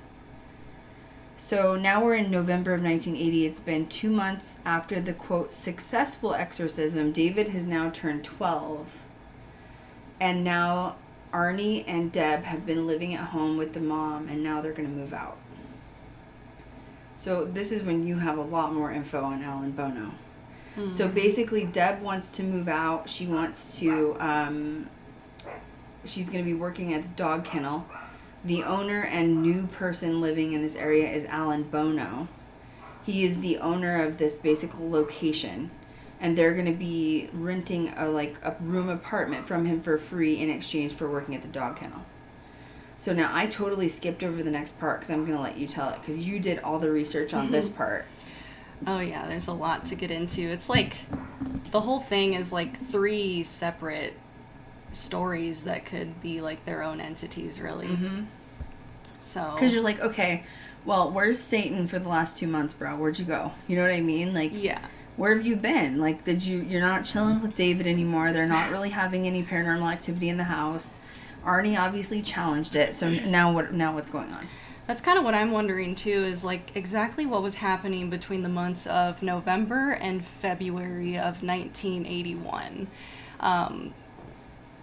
If things just got a little bit quiet, mm-hmm. maybe the demon was just waiting for its moment to attack, mm-hmm. Because Arnie did invite the demon in at that point. So maybe it was just waiting. Mm-hmm. You know, it's like... Okay, maybe it's harder to possess an adult. Yeah, because it's stronger. Easier as a child. Yeah. Mm-hmm. I'm not sure if Arnie had strong faith at that time. Mm-hmm. I think that he did. Mm-hmm. But they said that the whole... So this is in Brooksfield, mm-hmm. Connecticut. They say the whole area still to this day is predominant Catholic mm-hmm. religion. Yeah. In fact, they say most of Connecticut is all prominent Catholic religion.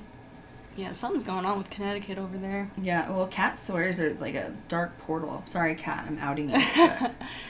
It's one of the oldest Kat's like, states. I don't go there, okay? And I was like, what? She's like, no, really, I don't go there. I was like, oh, okay. She's like, yeah, as a local from you know, New England, you don't go there, okay? Yeah, so they were all pretty good friends with Alan. So who's all of they? All of them, which would be Debbie, Arnie, mm-hmm. Arnie's family, which is his immediate sisters. And Alan's the new... And Alan is the new landlord / boss. So Debbie's literally boss. the whole family is just... It's a small town. Yeah, so they pretty much went around... P.S. I business as looked normal. up the actual, like, how many people live there. To this day, it's only 16,000 in that city. So it's a very small town. Back in the 80s, I'm sure it was even less than that. Even smaller, yeah. Yep, so, well, David started to show signs of psychic ability, like I said. And he told Arnie, after Arnie invited the demon in, he's like, something's going to happen to you. And sure enough, something happened to him. Arnie was a tree surgeon, so he was basically a tree trimmer. So he was up about 50 feet on this tree, working on this tree, and he saw his restraint become untied right in front of him, and he fell 50 feet. I don't know exactly what happened, but luckily he didn't fall to the ground, so he wasn't completely injured. But still. Could have been. Yeah. It's insane. What if he, like, hit his balls on, like, a... You know what I mean? Like, literally. You know how trees are? Like, bam. That can make you not be able to have kids. Like, legit. I mean, he's lucky. He slid down however he did. Very delicately. It's really you know? scary. Like a feather. Just a little feather. Float down to earth. Yep. Cat's gonna be like, why are you talking about balls, Krystal? Sorry about that. Another interesting thing about Arnie, the day that he had murdered his landlord, if you didn't know, Which he murdered was his landlord, February 16th. So, 1981. literally, so wait a second. I mean, I don't mean to laugh, but, like, okay, hang on. So, David had his final exorcism September 9th. They moved out in November, and now we're in February. That's a... It does seem like a big chunk of time, but is it, though? You know? I feel like there's holes missing, is all I'm saying. Yeah, I'm curious as to if Arnie showed any signs of torment in between, or if this just happened, like, straight out of the gate when he was vulnerable. Now, in the movie, why don't you talk about what happens in the movie? He's sweating. He senses something's in there. He doesn't know what it is. He's starting to get weird flashes in the movie. Oh, that's right. Of, like, demons and, like, red lights and weird stuff. And, like, he's getting weird images. So that is kind of accurate, obviously exaggerated. So in the movie, Arnie was at work. He accidentally drops his chainsaw and he gets sent home. By the time he gets home, he's all sweaty. He's not feeling good. Alan is, like, ready to party. He's drinking. He cranks up the stereo, which... It's true. It is true, yeah. Arnie actually did fix Alan's stereo while they were there. They were all just hanging out, you know, having a jolly old time. He wasn't feeling good that day either. He had a sore throat. So, I don't know if he was, you know, going through all the cold sweats and everything like it was portrayed in the movie, but... Are you sick or is it a demon? I need to know which one it is. You know what I mean? I mean, it could be a little bit of both, you know, if you are feeling symptoms of sickness, it's That makes you wonder, though. for... Think about it. Like, let's just play devil's advocate for a minute.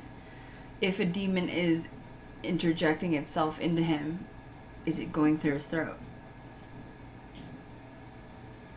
I don't know. Like a possession. You know what I mean? Yeah. Like, why is the day he stabbed him, he's sick in his throat? And then he says he doesn't remember. I'm just saying. Yeah. Orifices, okay? Cover your orifices. Yeah, right. Yeah, so at that point in the movie, Arnie becomes, like, just overwhelmed to the point where he's ready to just pass out because he's so exhausted and sick. And he has this moment where he hallucinates and sees Alan attacking Debbie. Right. And that's when he kind of blacks out. But Alan's a landlord. Alan is a He landlord. thinks he's seeing Alan attacking Debbie. his fiance. Or, yeah. like, I don't know if you want to say sexually molesting or maybe flirting. I don't know what you want to say. Possibly. Maybe both, maybe not. Well, actually, Alan Bono is gay. Well, that solves that mystery. Yeah, so there was no alleged affair. Okay, what the hell? Why aren't they sharing that then? Because in the movie, they make Alan look out to be like he's this drunk, raging alcoholic. who like wants to hit it with Debbie. Well, maybe only the immediate family knew that. I don't know. I guess it all depends. Yeah, because a lot of these interviews that they did, where Of course, all of this okay, wait, is you're right. exposed, it You're doesn't talking come about out. the 80s being gay. You're right. You would have definitely wanted to stay in the closet at that time for sure. Yeah, small town too. Oh, Catholic? Oh my God, you're going to hell. Yeah, You're right. Okay, makes sense. yeah. So in the movie, that's what Arnie sees. Arnie thinks that he's attacking his fiancée, so he starts to black out, and then he has a vision of Alan attacking him. Becoming the beast, kind of, in a way. So in self-defense, that's when Arnie pulls out his knife and just defends himself. Goes to town, right. In real life, there's holes again. There's holes. There's a lot of holes. There's a couple different stories that have gone around. I assume there's holes. This is just my opinion, because Shaylee and I have been trying to pick this apart. I think that there's holes because they don't want Arnie to look guilty. Definitely. Not that it matters now. You know what I mean? Yeah, like, the he's deed is already done. served his time. It's over, you know? But go ahead, I'm sorry. So, in real life story now, it's not just Alan, Arnie, and Debbie at the scene. Arnie's two younger sisters were also there. So again, they were all friends. They were just having a good old time. They all went out to lunch, had some drinks. Drinking. Alan, when they tested his alcohol level, and he tested at 0.3. Arnie tested at 0.1. So he wasn't as drunk as... 0.1 is about... 0.08 is the legal limit for driving. Arnie was at 0.1, so he was just barely above the legal limit. Alan, however, was 3 times the legal limit. So he'd been throwing him back. Yes. So the story is they went out to lunch, had a good time, and then they came back to the apartment. They were just hanging out, listening to music. And then Debbie left to go get pizza, and then they came back. They noticed that Alan was starting to get belligerent and... Turning up the music. Obnoxious. Yeah, just being obnoxious, Being a drunk. belligerent, being a drunk. So they wanted to leave. They all wanted to leave. And, you know, Arnie is only 19 at the time. He's still pretty young. And his 2 younger sisters are there. So I believe one of them is 15 and one of them is 9. So they go to leave, and Alan doesn't want them to leave. So he grabs Deb. And that's when Arnie... Blacks out. Sees this demon. Arnie literally blacks out to the point where his eyes turn black, and Deb even says that his teeth change. Yes. Yeah. She said his teeth got sharp. And in one interview, It's Deb... like Beyonce on TikTok. Sasha Fierce. Sasha's coming out. P.S. I don't know if any of you guys have seen this. There's this conspiracy going around that it's all over TikTok. If you haven't seen it, where are you? Get out from under the rock you're living in. But supposedly Beyonce is now possessed by a demon. I don't think that. I think she's just a reptilian. But anyway, that's all I have to say about that. So that's a viral Demon, video. reptilian. Sasha Fierce is out Sasha there. Fierce. So Ellen goes to grab Deb. Arnie gets upset, blacks out, and that's kind of when There's the a couple shit of show versions, starts. There's Yeah. some say that Alan, the landlord, grabbed his sisters. Mary, the youngest one. And then he got mad, and some say that Alan may have pulled a knife or something on Arnie. There's a few different versions of the story, and we cannot infinitely find which one's accurate.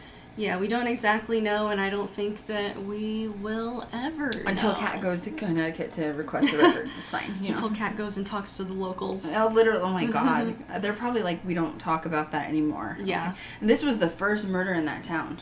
Yes. Like, ever. Which, another strange fact, there was another murder-suicide that same happened night. that same night about a half hour away. So maybe that's where they got that extra story in the movie of the murder-suicide. Oh, yeah, the girl maybe. killed the girl. So we need to research that, too. Then she, like, threw herself off a cliff. That was the movie version. So, anyway. Yeah, I don't know if that's based on Yeah. that part is based on a true story. We'll have to dig it up. Either way, Ellen is belligerent. Arnie gets upset, and at Yeah, one it's point, a fact they were both drunk. Alan was much more drunk than Arnie was. It's a fact. That was their blood toxicology.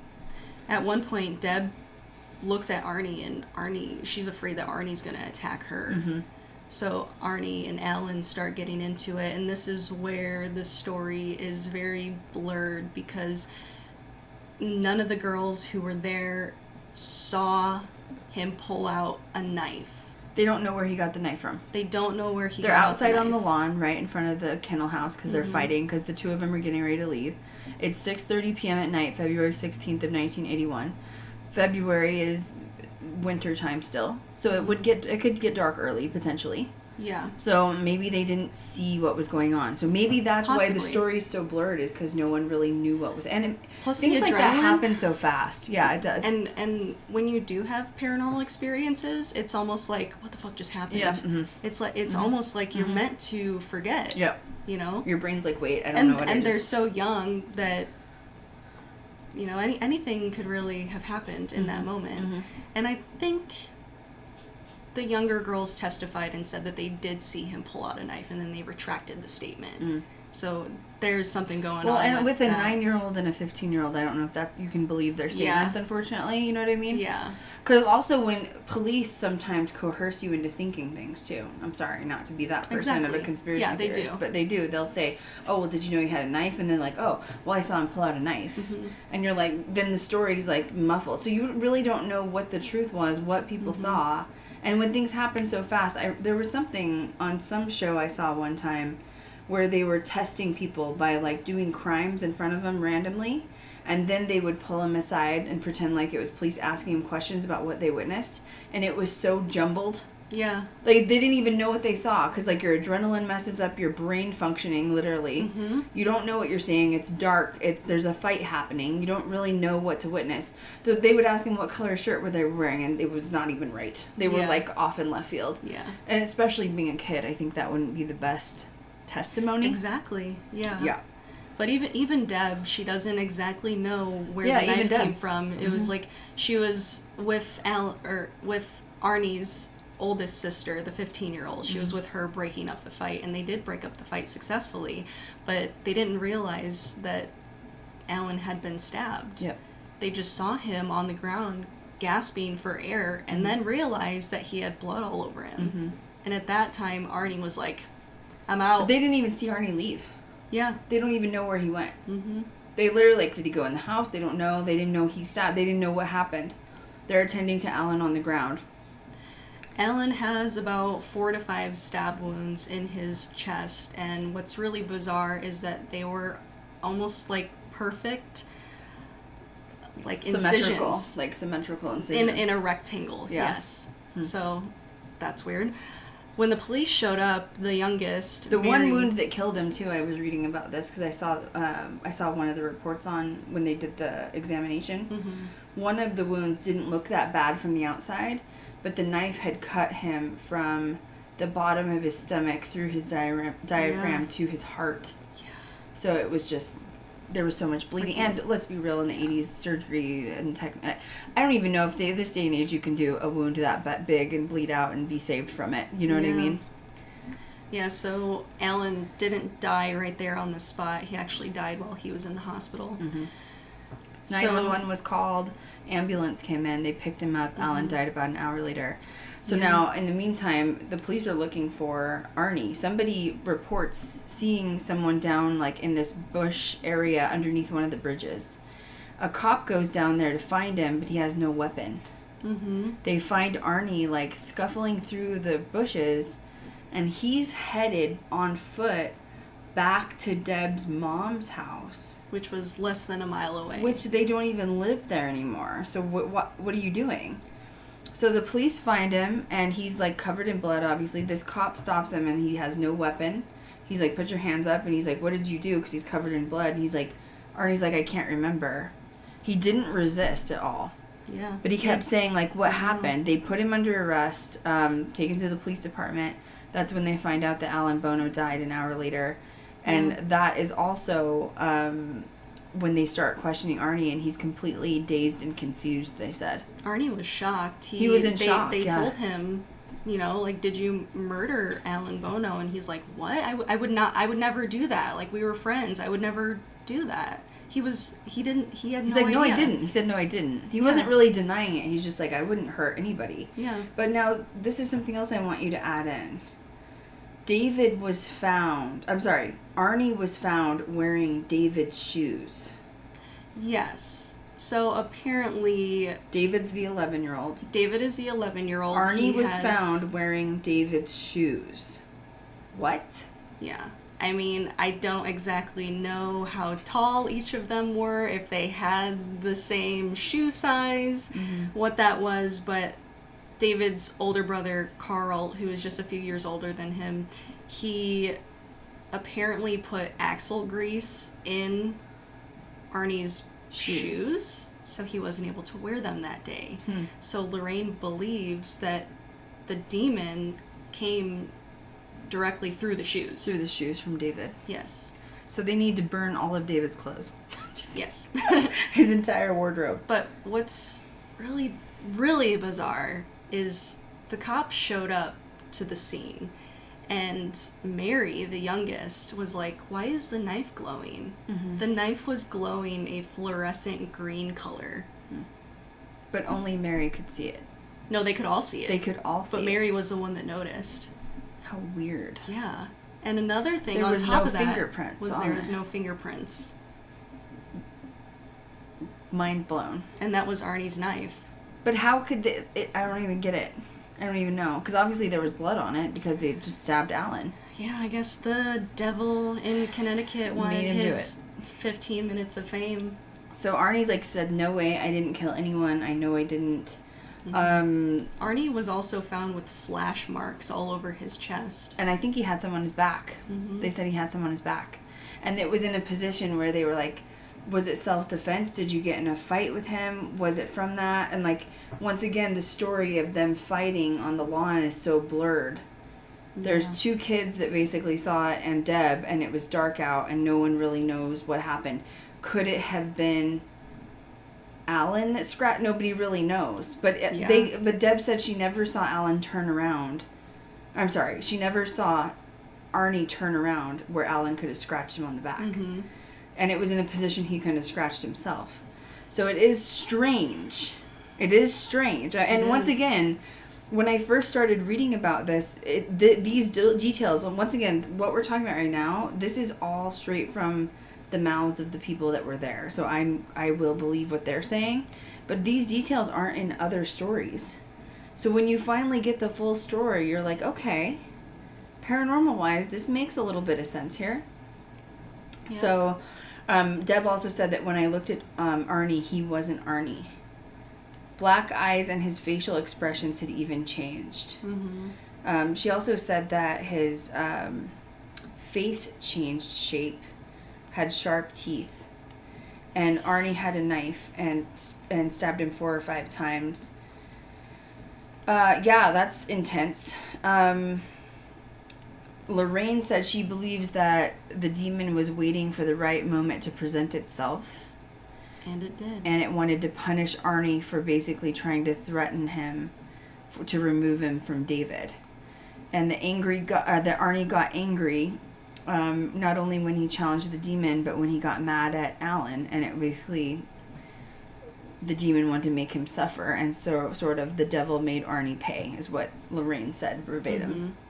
There was also a cemetery across the street from the kennel. Yeah, there is. Why is that not talked about? That's a highway of energy right there. You know what I mean? Yeah. Maybe giving it away to people. So now there's a lawyer that gets involved. Ed and Lorraine find this lawyer and tell the lawyer, hey, this is what happened. We have proof of the actual exorcisms that went on. They were recording... Jesus. They're recording all these possessions. I wish I had those tapes, man. And all Arnie kept saying is, I don't remember. Lorraine swears up and down that it was not Arnie. She's like, I know it was not him. And I still found her genuine even in the interviews. Did you find her genuine saying that? So did I. Yeah. I really feel like Lorraine was just like, really cares for people. Yeah. I don't really think Lorraine even cared for like the quote fame. I think that was more of like Ed's gig. You know what I mean? I think Lorraine just felt like she was here doing like what she was supposed to do. In my opinion, it was sort of the perfect storm, because they also talk about before this happened, and they said, quote, the devil made him do it, and that's what was like the full name of the media circus surrounding this. 2 years prior, the movie The Exorcist came out. So people were already on edge. People were literally running out of the theater when The Exorcist was played, throwing up, because they thought it was so repulsive. Well, I think The Exorcist came out in 73. No, was it? I think so. I thought on there they said it was like 2 years before. Let's look it up. I think it was 73. Yeah, 73.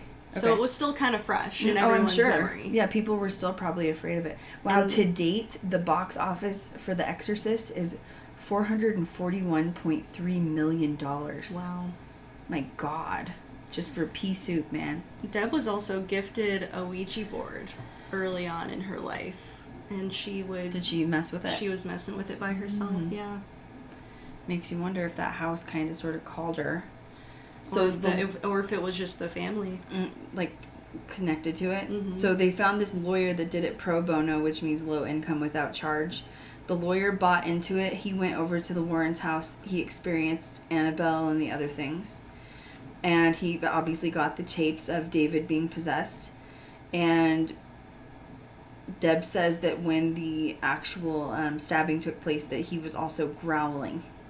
Oh, right. He also explained, she also explained Arnie as, quote, the Incredible Hulk with enormous power, and he wasn't able to be stopped, which is why she was afraid he was going to come after her. So that's when this was dubbed Demon Trial and the Devil Trial, and media circus was completely around it. And then this is when Ed and Lorraine are even heavily now involved, because obviously they found the lawyer to take the case, and now Ed and Lorraine are doing media coverage on the case while Arnie's sitting in jail. So I think that probably made them look kind of bad, because they did another interview I was watching, and they were like, oh, if we could prove in a court of law that paranormal exists, like, that's all we need. You know, like, that'll, like, set us free. Well, I think Lorraine was working with the police department at that time, too. She was. But Ed was, an opportunist. That's what I'm going to keep calling him, because he was, you know what I mean? Yeah. So now, fast forward, now we're in October 28th of 1981. So, obviously, the stabbing took place in February. And now we're at the court hearing. Apparently, there was a bunch of paranormal stuff that was surrounding the court hearing that nobody talked about. In fact, one of the jurors' sons got hit by a car.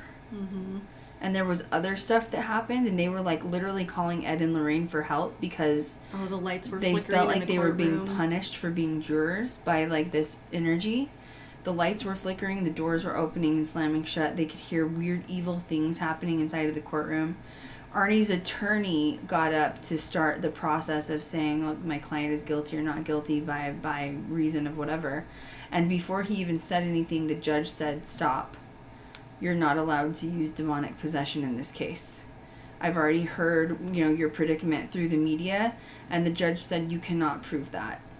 So basically he's saying Alan Bono was the aggressor, and 17 hours and 3 days later he was found not guilty. However, the courts did find him and convict him of manslaughter in the first degree. The judge essentially said, the jurors can find you not guilty. However, there was a body and someone has to pay for it. And then the judge sentenced him to 10 to 20 years, and after 5 years for good behavior, he was released. Now you talk about what happened when he was in jail, because I didn't know any of that, because you did extra research on that. Oh, yeah.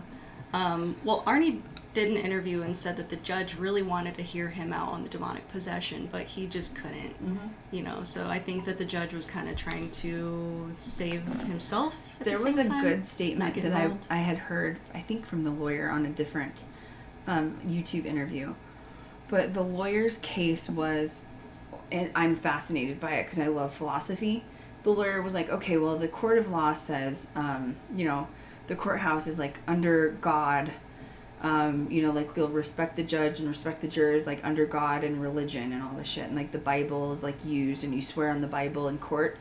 And the lawyer said, well, if you believe in your God so much, then you'll also believe in the devil and that possession exists. And Exactly. I was like, dang, okay, I like great that. point. It was a good point. Yeah. Because I feel like we've always lived in a society where some people use God and religion as like fear-based and fear-mongering. Yeah. You have to do it because God said so or whatever.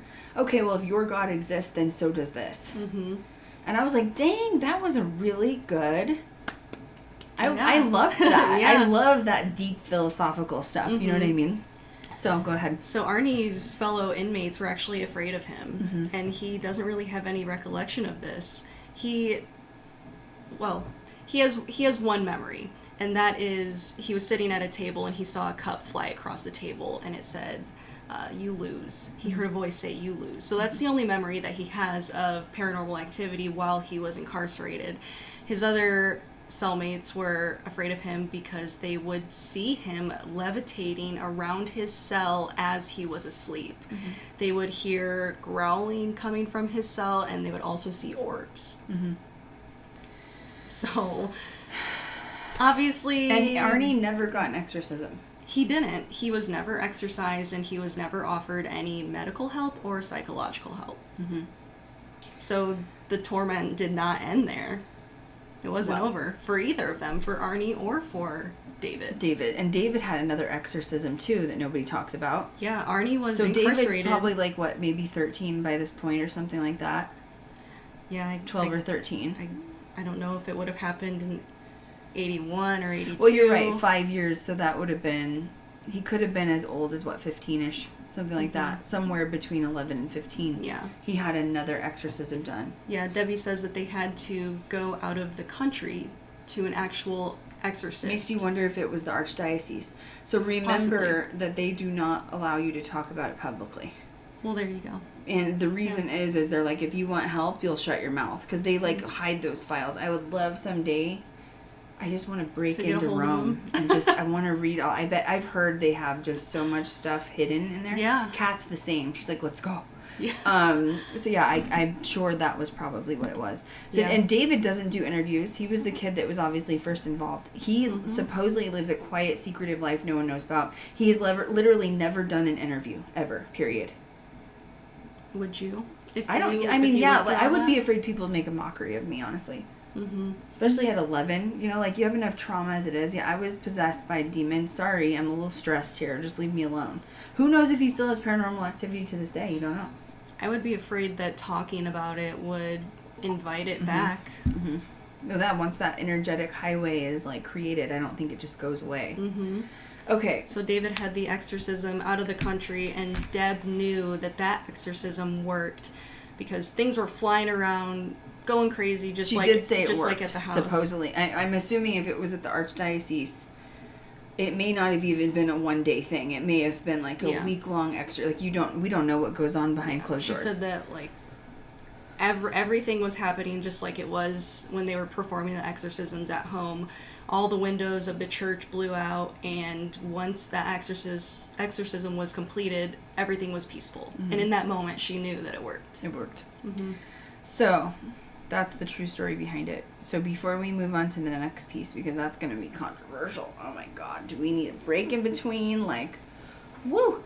What, do you think possession or not possession, whether you believe he was possessed or not, I don't really know where I stand on the possession, to be honest with you. I did see interviews of Arnie, and I don't find him to be a murderer. Just reading his energy. Like, I've watched Charles Manson, he's psychotic. I've watched John Wayne Gacy, and, you know, I've watched Ted Bundy, like, psychotic. Like, I don't know, there's something in their eyes where you just know something's off. And watching Arnie...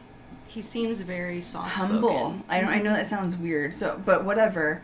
Do you think that 5 years was fair considering he took another life? I don't know. I don't. I'm going to be honest. I mean, I think if you do the crime, you do the time, ho. Like, I don't know. I'm sorry, but like I'm sorry you were possessed, but Jesus, you still like stabbed someone till they died. You know what That's I mean? true. Like, I don't know. He had good behavior, though. That's how he got out. Yep. And it is what it is. Yeah. So what do you do? But that poor soul, Alan's like crossed over now. So I don't know. It's an interest. I do think it was a perfect storm still, They were in a full Catholic community, all very religious. They said that half the community believed they needed to just pray for Arnie. The other half said, no, he murdered somebody. He needs to go to jail. The Exorcist had come out. It freaked people out. All of a sudden now it's a real life thing happening in your own community after you just saw it on TV. Like, you want to believe it. Oh, God, yeah. It's religious, you know, like they believe in religion. So I just think it was just the perfect storm. Ed and Lorraine happened to be involved. They happened to be in the area. I just think it was just the perfect storm, how it unfolded. I will say there's pictures of Arnie being hauled into, like, jail and court, and his eyes look awfully dark in those photos.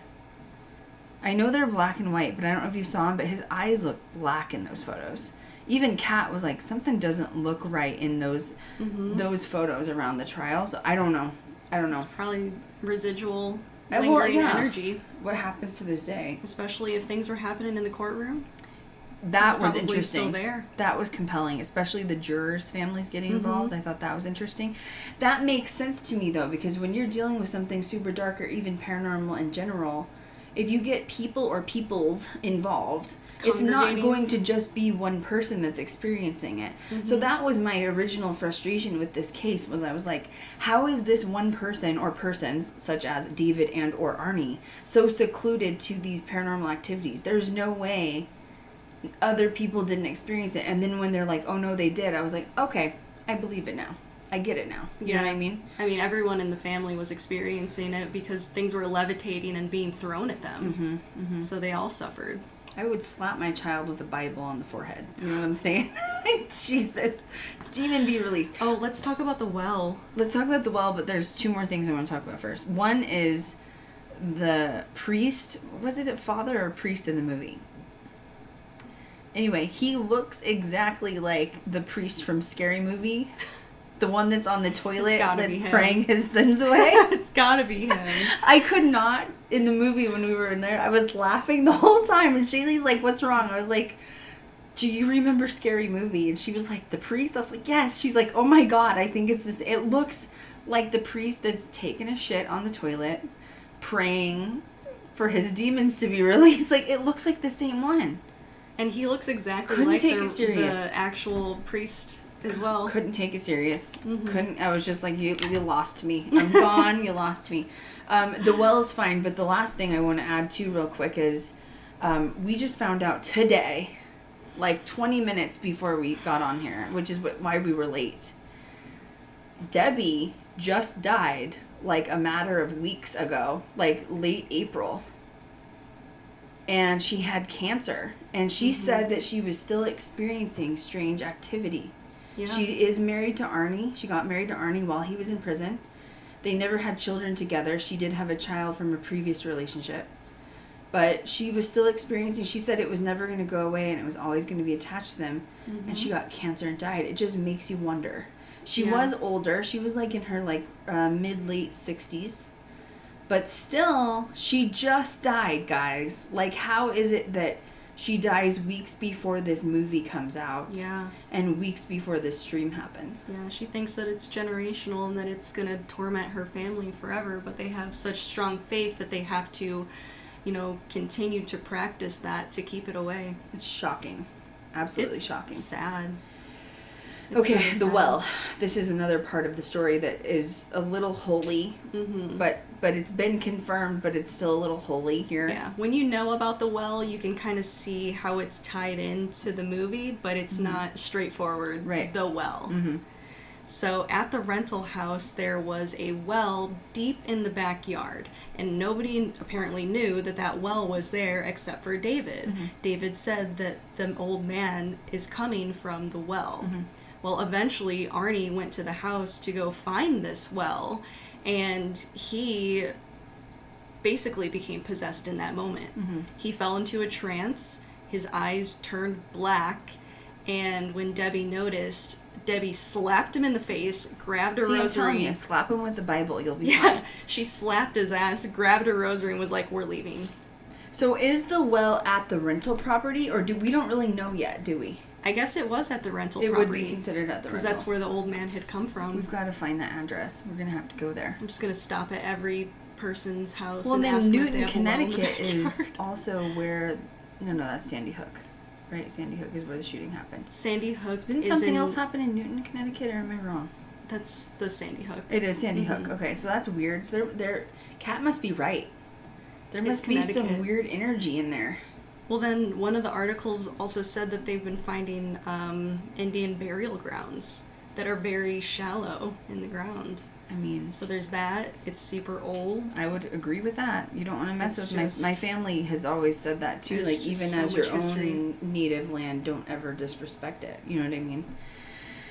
But yeah, I mean, those people were forced off of their properties and they cursed the land. I mean, my family would, if you sat with my grandma, she'd be like, oh yeah, we cursed the land. We curse the land on purpose. Like, if your crops don't grow, it's for a reason. If your cattle dies, it's for a reason. Not saying don't move to Connecticut, but... Don't move to Connecticut, you know what I mean? Protect yourself before you go. Yeah, that'll be interesting. That's why I told Kat, I was like, I don't want you to drive in there alone. Like, it's gonna, just wait, you know what I mean? Okay, so now, this is controversial. Do we need a minute? How are you feeling? Are you okay? Let's go. Oh my God, I think I'm gonna die. Woo! This is a stream, okay? This is the way to bring Shaylee in, okay? Like, thank God you have a history with history, because this is a lot. I'm like, Kat was like, this is going to be big. I was like, I know. I love it. I will go to the end of the earth to like halfway get through all here. the facts. Whoa. This is going to be rough. I just need a minute. I need some, like, interlude music. I need Kat to sing for a second. Oh, man. Let's say a prayer. I mean, we're going to piss somebody off with this one, but that's fine. I'm going to piss off Zach. I'm already prepared to say it. He's probably listening. Here we go. Wouldn't be the first time. All right. Wouldn't be the first time. Okay. The rocking chair. Oh, okay. Wait. Jaden said James Woods. Who's James Woods? Is he from Newtown? I don't know. I've never heard that name. I mean, I'll look up James Woods, but that sounds like a very generic name. Can you tell me what that's related to? James Woods, actor? Is that what you're talking about? American actor and producer. He was born in Utah, so I'm not sure if that's who you're talking about. I don't know. Might have to elaborate on that. Yeah, the only thing that comes up is an actorio. Oh, James Woods, the priest. Yes. Oh. Yes, he was the priest in Scary Movie. Yes, on the toilet. That is exactly who I'm talking about. God. Okay, that answers that. GIF to like the group chat all the time. When someone's like, "We need a priest," I always send that GIF. Whoa! Yes, that was. Okay. That scene is Scary Movie. Chef's kiss divine. Okay, like absolutely divine. So nothing to do with Newtown. Just we're both like, on the who's priest. James Woods? Is that the demon? Jesus. That was how we've been all week. We're like, because there's just so many like stories and conspiracies around this story. We're like, we need to know like what actually happened. I feel like there's still more. I would love someday, like when we are filming on the East Coast, to drive through Connecticut and stop at the police station or the courthouse and see if we can obtain the records. It's got to be there still. It may not be digitally, but it's got to be there. Swoon my way in, throw somebody a couple $100 to get it for me. I tried looking online through like they're probably court the files 80s. I doubt. Really yeah, I doubt from the 80s. I don't know if they would even make them available to the public with the backstory and all of the hype around it. Here's the only thing I'm going to add on to it, and I'll just get off my soapbox, but just let me be on it for a minute. If Tony Spera loves money so much off the Warrens, why isn't he releasing this paperwork to us as paranormal investigators? Because we would pay money for the shit. Put it in a book. Put it in a case files book. Something. You know what I mean? Like, Tony Spera likes that green. So if you want to get that bag, we would like to see it. Potentially be held responsible legally if he does that, though. I don't think you could be at this many years later. No. Because even the conservatorship of Britney is, like, all public. You know what I mean? So I don't think it would matter. Come on, Tony. Do us a favor rather than bitch about everything all the time. Okay, I'm off my soapbox. Oh, and also, very quickly... Now Shaylee's on one. And also, I'm on a soapbox. Just in the whole Connecticut area. So, like, there's Brookfield, and then Newtown is, what, like 20 minutes away? And then there's also a natural preserve that's about a half hour away from that called Devil's Preserve. Wait, I'm sorry. So there's a recurring theme going on here. Along with the murder-suicide that happened 30 minutes away. I found the address of Deb's mom's house. We found the address. there are images of shapeshifters in the windows. Oh yeah, that was creepy. We've all seen those. I'm not giving out the address publicly. If you want to find it, You you'll can have to find dig it up. Yeah. But we found photos of Deb's mother's house, which is where technically the possession took place. It's not where the demon came from. But if you look at the windows, there's some images in there. You know what I'm saying? You just gotta zoom in a little bit of some images. So I'm just saying there's something wrong with Connecticut. It's like a portal or something. Yeah. Elfie says probably in an old dusty file box in the basement or of the courthouse. Yeah, I agree. Look, you don't have to look for it. We're just gonna send Elfie in there because she's a genius and she'll find it. She'll come out in 5 minutes. I got it. We're good to go. Let's go. Unless the case was sealed, I doubt it was sealed if it was such a public event and all the media. Honestly, let's be real. With all of those people and the movie being involved, they probably made a lot of tourism off of it. Oh. Think about it. Even like the media going there to stay for the case, they probably made tourism off of it. There's probably paranormal investigators to this day going there just to experience the energy. I would. That dog kennel's booming, I bet. It's still standing. Yep, the dog kennel's still standing, which is where the apartments were standing. The only place that we have not been able to locate is the rental property, and I am damn well going to find that. But we didn't know that it was in Newton. We thought it was in Brooksfield, which is just right next door. So, anyway, let's get back to pissing off Zach. All right. You worked at the museum. And so you know the rocking chair. I do know the rocking chair. I also know the rocking chair. I also know multiple people who have sat in the rocking chair. Right. And have they been injured? No. Well, just saying. I was in the rocking chair room as well with a couple of my producer friends. They got mad at me because I was like, I just don't sense a whole lot out of it. First of all, let's pause. I think that there is an image of when you talk about an exorcism with a chair, you're going to automatically assume that the said exorcism or exorcisms, meaning multiple, took place in said chair. For the fact, confirmed by the entire family, including Deb, Artie, and Carl even, who sold it, there was no exorcism that took place in said chair. Right. Not even a tiny exorcism took place in that chair. It was just another object that happened to levitate in the house. Right. Did it levitate, though? It did. It did supposedly levitate. Okay, well. I think Ed witnessed it levitate. He also witnessed it violently rock back and forth. That's a mood. Yeah. Ed said he also, quote, saw the beast release itself from David, and he thought he saw the beast sitting in a chair, supposedly. And then Lorraine Warren did sketches as well after she would see things with her, like, mediumship, whatever, and also pictured the demon sitting in said chair. Okay. But once again, the exorcism did not take place in the chair. I feel like that needs to be very, very, very clear. Okay. Artie was David was tied down to a chair for an exorcism. However, it was not that chair. Okay.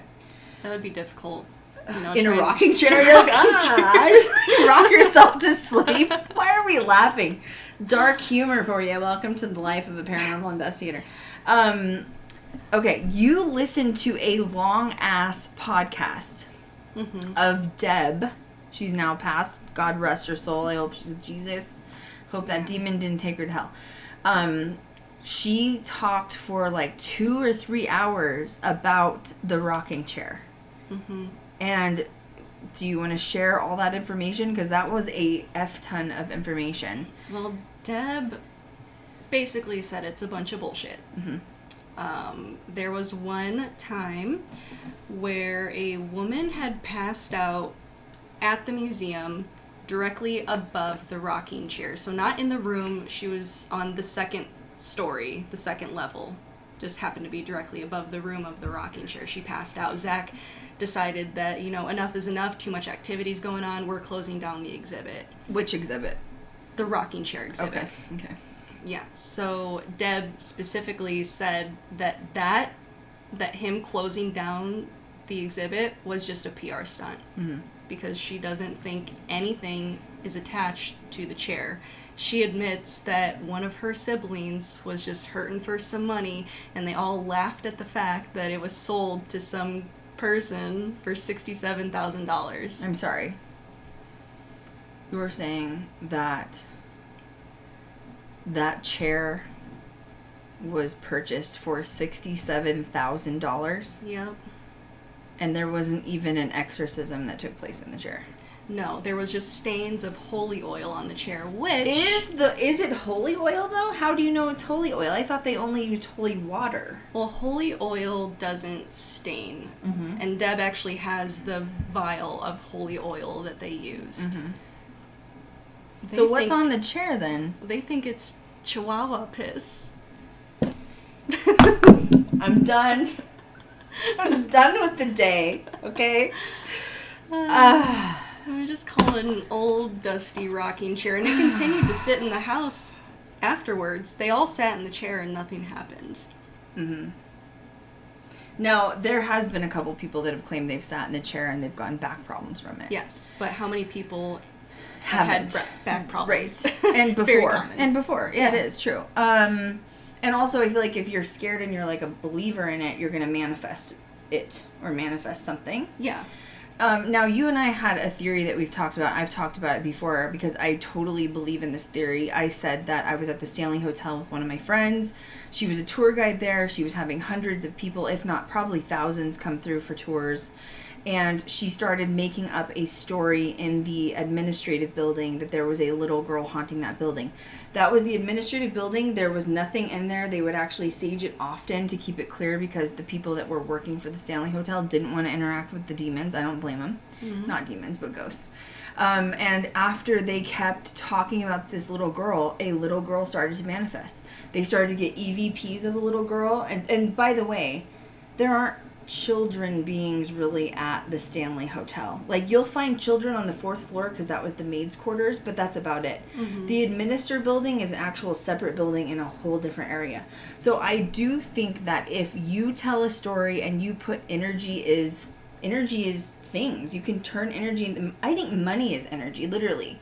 You either bring it towards you or repel it. Everything is energy. Every word we say is spells, mm-hmm. and you can create anything you want out of said spell or energy. And if you have enough people to believe in that little girl, you're going to manifest a child, 100%. I've seen it happen. Or you can also just manifest entities. You know, you call upon your angels appear for you. Right. You call upon the beast may show up. Right, exactly. So I don't think that he's You're permanently creating attached an to energetic that chair, highway. Exactly. By saying that it's there and connecting it to it. Yeah. So, do you think that the beast is in that chair or in the museum? No, the beast is probably fucking off somewhere, and every time they talk about it, he's like, hold up. I'll be right back. Yeah, creating the energy. He's like, oh yeah, I wanted to show up. Hey, what's up? Yeah. Let me show you what I can do, right? Like, scare you. Mm-hmm. Do you think he's like hanging out there daily? I think he has other things to do. If he has 43 demons he's chilling with, you know what I'm saying? Yeah, I mean, the museum has kind of turned into somewhat of a portal, I think. Mm-hmm. So they could be lingering and hanging out. They could be somewhere else. Are you scared of it, the chair? No. Me neither. I was in there and my friends were with me and they were like listening to the exorcism tapes freaking out, and I was like stone cold, no facial expression. They were like, why aren't you scared? And I was like, because it's not scary. Yeah. I think the Dybbuk box room is dark. I think there's something demonic in there for sure. You've said the same thing. You agree. Mm-hmm. Peggy would cause people, the haunted doll would cause people in your group to have nosebleeds. You heard your name come through the spirit box. I don't know if she's demonic, but she's predominant. Yeah. But yeah, as far as the rocking chair goes, I don't sense anything, personally. No. And you're right. There could be something that comes and goes as it pleases, but that's with anything. Yeah. But I mean, think it's hanging out in there? No. No. If it's got a whole town to wreak havoc through, that bedroom or room it's in is not enough. I don't think so, no. What really freaked me out, though, was seeing the chair and listening to the tapes of David, because then it really puts the story into perspective, and you're like, oh shit, this actually happened. Like, you when you see the object and you hear the tape playing, you kind of teleport yourself to that moment and kind of like picture yourself at that house with them when they are performing those exorcisms. But that's sad because that's you connecting to the child, not necessarily the chair. No, not Not really. the demon. You know what I mean? It's more of like, oh my god, this poor child went through this trauma. Sort of like having a severed head hanging around. Yeah. So, I mean, I did have an experience with the chair that I think I mentioned here, where I was, we were practicing presenting the room before. Yeah, we were practicing, as tour guides, we were practicing presenting the room before the exhibit opened. And I was with all of my friends, so we were just kind of joking around. And I looked back at my notes, and they just completely disappeared. So, electrical problems. When Zach was setting up the room, I think the display door just opened by itself, and I think it ended up breaking, like they had to rewire it or something like that. It was kind of bizarre, but I don't think... Energetic highway, for sure. Yeah, I don't think that it's permanently there. And David, you know, because they said that the beast was always seen sitting in the chair. So when Arnie provoked it, David was under possession. He was mocking Arnie, saying like, oh yeah, he's sitting in the chair. Right. You know, he's over there in the chair. And then Ed said that he saw it in the chair, and he saw the chair levitate and violently rock back and forth, but the chair itself isn't really significant when you take all these other objects into consideration that were being thrown around the house. You know, belt buckles were being thrown around the house, dishes were being thrown. Now the makeup haunted bag was thrown at shoes, Judy. obviously, that there's a theory behind the haunted shoes. Which the haunted shoes are where Lorraine says that she thinks the energy attached itself even easier to Arnie because he was borrowing David's shoes. Yeah. Who has those shoes? I believe Lorraine does, yeah. Well, she's passed now. But She doesn't have the knife, though. Yeah, the knife's probably in police custody, I assume. So, I don't know. It's interesting. That's very interesting. It is. So, there's the rocking chair. Final thoughts on this whole thing? I feel for David. It's really sad that he had to live his childhood as being possessed. It's true. You know, if you really think about this from, like, a different perspective, like, you know, okay, Arnie got off after 5 years. Good for you, bro. Like, that was a lucky call. Yes. Happy for you. I don't think everybody would be able to do that. You know what I mean? But you got your life back, and Alan's dead, and that's the way it is. Now, on the flip side, David's sitting here completely silent, hasn't said anything in actual years. And the honest-to-God truth is, how many people are actually profiting off of his exorcisms? Well, I hope that he's getting a cut of it. I doubt it. I really hope that he is, because he's like a huge player in all of this. I mean, the Warrens made money from the books, then they made money from these movies. Then you have Tony Spera stepping in with Judy, who's getting pretty much all of the inheritance from that. Then you have Carl, the brother, out of nowhere, selling this random chair for $67,000. He made some money off of his own brother's exorcisms. I mean, it's messed up. Yeah, so he sued the Warrens and the author. Carl did In 2006. And then later, what year did he sell the chair? It wasn't too long ago. It wasn't. So maybe like 2018 or 19? 2018 or 19, he sold the chair along with like a couple of rosaries from the house and some paintings that Lorraine had given the family. So Carl was never really involved in helping the family with David. He made a mockery out of his brother, but he's making money off of him. He became involved when it benefited him, and he needed to make a buck off of these haunted items, even though he didn't believe that David was possessed in the first place. So you're going to say that these people are causing your little brother to, you know, basically go through living hell and then sell these items as being haunted. And so Deb which one is said, it? my brother Carl is a businessman. Yeah, And she he's admits smart. he's a good businessman. And he was able to convince somebody stupid enough to buy this rocking chair for a lot of money.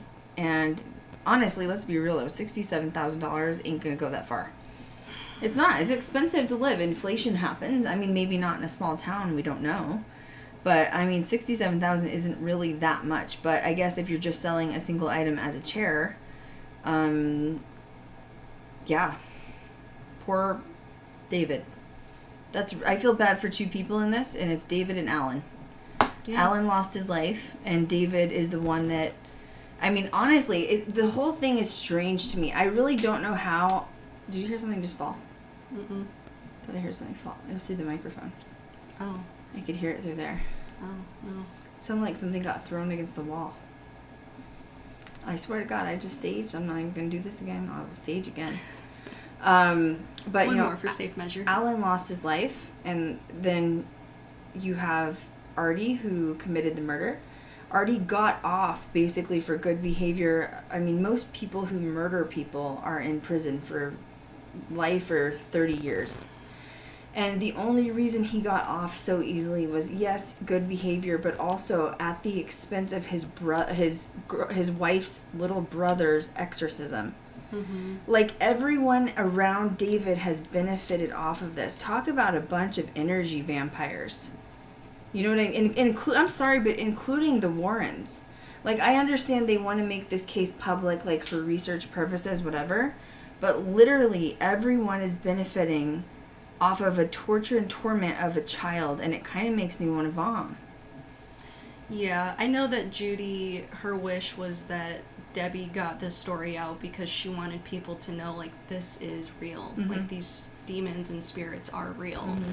So I feel as if Debbie probably did take David into consideration Mm-hmm. and let him live a private life, Mm-hmm. but still possibly, hopefully shared the wealth with him. Mm-hmm. But still, it is sad. It is sad to have that The story story be that on. you need to hear from, whatever the perspective, is David, and not a soul has heard that perspective yet. No.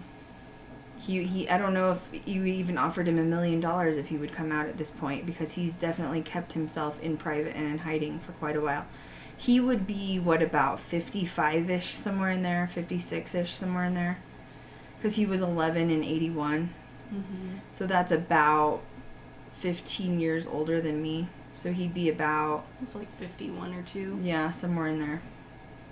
Yeah. Dang. I don't know. That's the tea. And poor David's out there somewhere, and I hope he's not suffering. I hope he's able to live a better life after what he went through, because the one thing I will say I believe out of all of this is the exorcism tapes. And especially knowing that the Warrens weren't there and Ed wasn't fabricating it to try to make money off of it makes me believe it all that much more. I believe it. Mm-hmm. Mm-hmm. We'd love to hear you guys. Oh, they had microphone interference Yeah, they too. did hear it. Interesting. That's the tea. That's all I got. 2.5 hours. Whew, I told you it's going to be a rough one. I knew it. It was good, There though. was a lot to unpack. Yeah, we'd love to hear what you guys think on social media. Yeah, that's a lot. And I still feel like, honestly, there's still holes in this story. And I don't think until somebody like Elfie gets a hold of the documents, because that's all she wants. Elfie's so funny. She's like, I would love to see the documents on that, please. Like, the actual documents. Yeah. Like, I think until somebody can unpack it with the actual documents and talk to David about his experience, no one's really going to know the whole story. The sickening part was, I was like, oh my God, wouldn't it be so cool to go there and film with Debbie? But now Debbie's dead. Yeah, Debbie's gone. So we I would hope have... Arnie, I hope Arnie is okay, because if Debbie said that it's generational and it was still like sort of tormenting their family and they have to protect themselves, like, I hope that nothing else happens to Arnie. And he's living by and himself now. Yeah. Yeah, and I hope that David can, continue to live that private life that he... It looks like David's still in the area, possibly. Because we did research I don't him. know where he would have... Yeah, it's true. gone. Like, especially when you're from a small town like that, you're just scared to move out of said small town because you only know your family. You know what I mean? But, oh my God, this poor kid. Everyone's benefiting. So, yeah, I don't know, maybe future location for Ghost Girl Diaries. After the amount of stress that we were under this week doing research, we damn well should go there because we know most of it. You know what I mean? But, yeah, the movie was good. If you're an investigator and you want to, like, see that side of paranormal, I would go see it for sure. I would say that it's a little dark. There's some dark energy attached to it for sure. Mm-hmm. My opinion on where the dark energy is coming from is not from, like, the exorcism scenes. I think that the woman that's the Satanist, I don't know how you feel, but it looked to me like legitimate spells that she was doing. Yeah. I think they were trying to make it look as real as possible. Mm-hmm. I mean, the spell table, the altar, like everything looked legit. I think that she was... You can't accidentally summon a demon and be like, sorry, it's just for the movies. No, yeah, you know she was what I mean? doing it intentionally. And I think that's why they had her dad get involved, because he knew what was going on with her. He knew what she was doing, but he wasn't strong enough to defeat that. You know, it was like, she's been doing this, like, we gotta deal with it. Yeah, it's... So, leaving the theater, the darkness I felt was from the Satanist that they had in there. Speaking of Satanists, I have some more tea that I should spill. I knew I was supposed to wait for Kat, but I should probably just say it. The end scene where she loses her life, that's brutal. It's spooky. Oh, yeah. It's spooky. Yeah, where he, like, takes her soul to hell. I was like, yee. Oh, yeah. Makes you not want to be a Satanist. It's like contortionist type. Speaking of Satanists, yeah, and there's a scene in there that, too, of, like, trigger warning if you've ever been a cutter. It was, Jesus. Yeah. You know, I'm just saying, he tried to kill himself in prison. It was rough. That was very realistic. Kat went to Salem last weekend, and we learned something that we kind of screwed up on. And I always admit when I'm wrong. And essentially, we sort of, she went to the Church of Satan that's in Salem. It's not the, like, Temple of Satan. It's like a house. So the Church of Satan, the house. I think, isn't it just called the Satanic Temple? No, that's the other one. That's where we screwed up. There's two separate ones, okay? So, we thought they were all under the same umbrella. Kat has found out otherwise, okay? For some very horrific reasons, by the way. She went to the Church of Satan, who is under Anton LaVey, okay? Oh, okay. The Church of Satan... probably not the best one, because I've talked about that there's two types of Satanists, right? And Elfie has two, because we both had friends that are Satanists. So I've talked about there's like good Satanists and then like bad Satanists or whatever. Okay, I wouldn't consider Anton LaVey one of the good ones. It's not. Yeah, no. Any of them that is ran essentially under Anton LaVey is the not good one. She said she visited the Satanic temple. And it looks like a black house from the outside. It's a black house. So that's the good one. No, it wasn't. No. It was not. No. Oh. It's actually, she said it was very small, so that I think there could be a couple there too. I asked her that. Because I've seen videos of another one that I think it's the okay one, where they advocate for people. Well, because I went to the one that the black house. Is it a black house with white trim on it? I don't know if it has white trim, but I know that there's an art gallery inside. There's a second story, and then there's a room with 2 red chairs. Well, she went into the one with the art gallery, but they said some really interesting things. That's the one with the Baphomet statue. Yes. They told her not to touch the walls and the curtains, and they were promoting, like, events like Lupercalia. And essentially they have sex parties in there, and that's why they told her not to touch the walls and the curtains. They weren't promoting that when I went there, so... The temple is the good one, the Church of Satan is the bad one, essentially, is what she's saying. So anyway, we were both in shock from basically the information that they shared with her. So I just want to make sure I put out there so that everybody knows to the fear-mongering. So is this information that you're about to lay out coming from the church or the temple? The church? I'm reading the church Kat's, is the bad one, right? She visited the Satanic temple. The temple is the good one. Okay. The church is not. Okay. So I went to the temple, the good one. So prepare yourself don't get them screwed up. Yeah. Both websites will say they easily get interference, if that makes sense. Any of them ran by Anton LaVey is dark, and we didn't quite know that till she went in there to like learn and do some research. So anyway, just beware, because we didn't know that before. Just being honest, we didn't know that. And sex parties and not touching the curtains just doesn't sound like my kind of like night, personally. I didn't want to take a black light in there for sure. No. You know what I'm saying? Like, you never know what's going That's on. what Anton LaVey was all about. Yeah, it was true. We just didn't know it was still currently practiced with some of these until you go in and talk to the people. Mm-hmm. And she got real, like, upset, and, like, her stomach got upset. They were like, if there's any doors closed, don't go in them. And she's like, don't worry, I won't. God. Like, Jesus. So, and then, you know, it kind of makes sense because we've had some people talk on our, like, in chat while we were on our podcast before of, like, well, of course, you know, our Church of Satan does, you know, sacrifices. So, yeah, under Anton LaVey, probably. So I'm just warning you so that you're aware of which one because, you know. Anton LaVey, I don't know if he bought the house or rented a house in San Francisco, God, and Jesus, he had just a bunch of orgies there.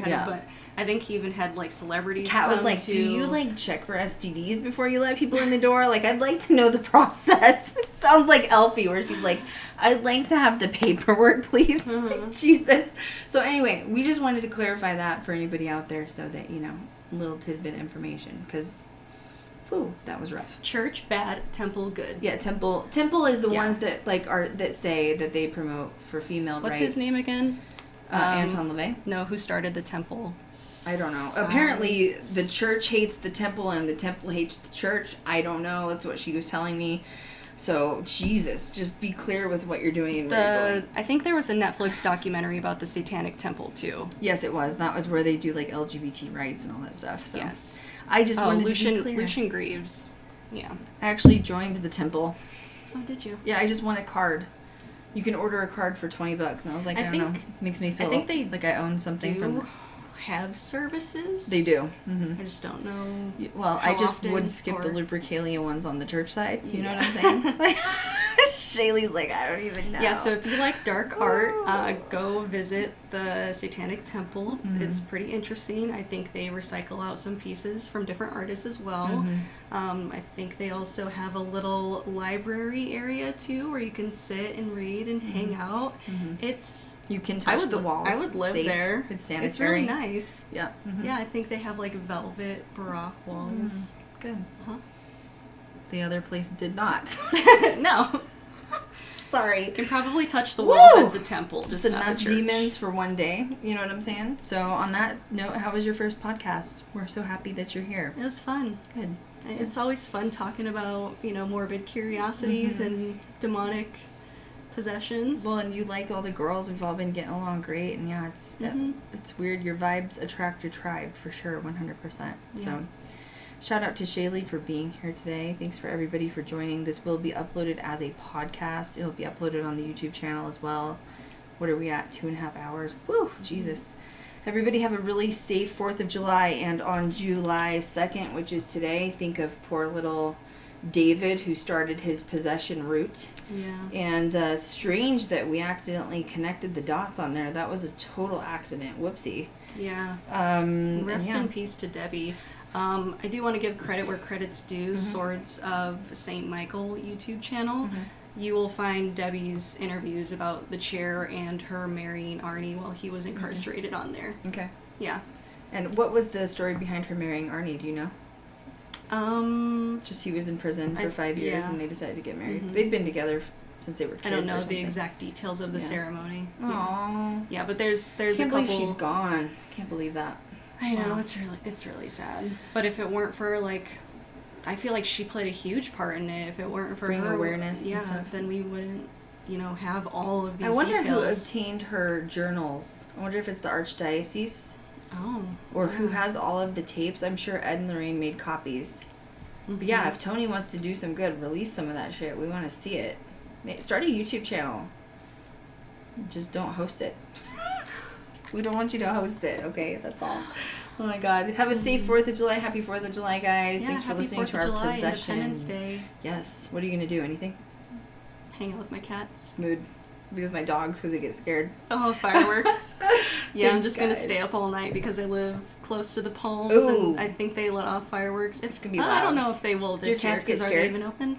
Yeah, they do. Do they? My dogs are like, they get out. scared if I have they to hear build a knock like a on the hut door. and we just... Yeah. I get scared when I hear a knock on the door. You know what I'm saying?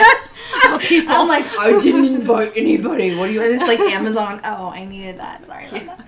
Oh my God. Thanks, guys, for tuning in. And as next week, what are we doing? Cat's on. I don't know what we're doing. God only knows. You never know what Kat and I are doing. We're weird. We do weird things. Thanks you know for joining, everyone. Yeah, thank you guys. Have a great weekend. We'll catch you guys next time. Bye. Guys.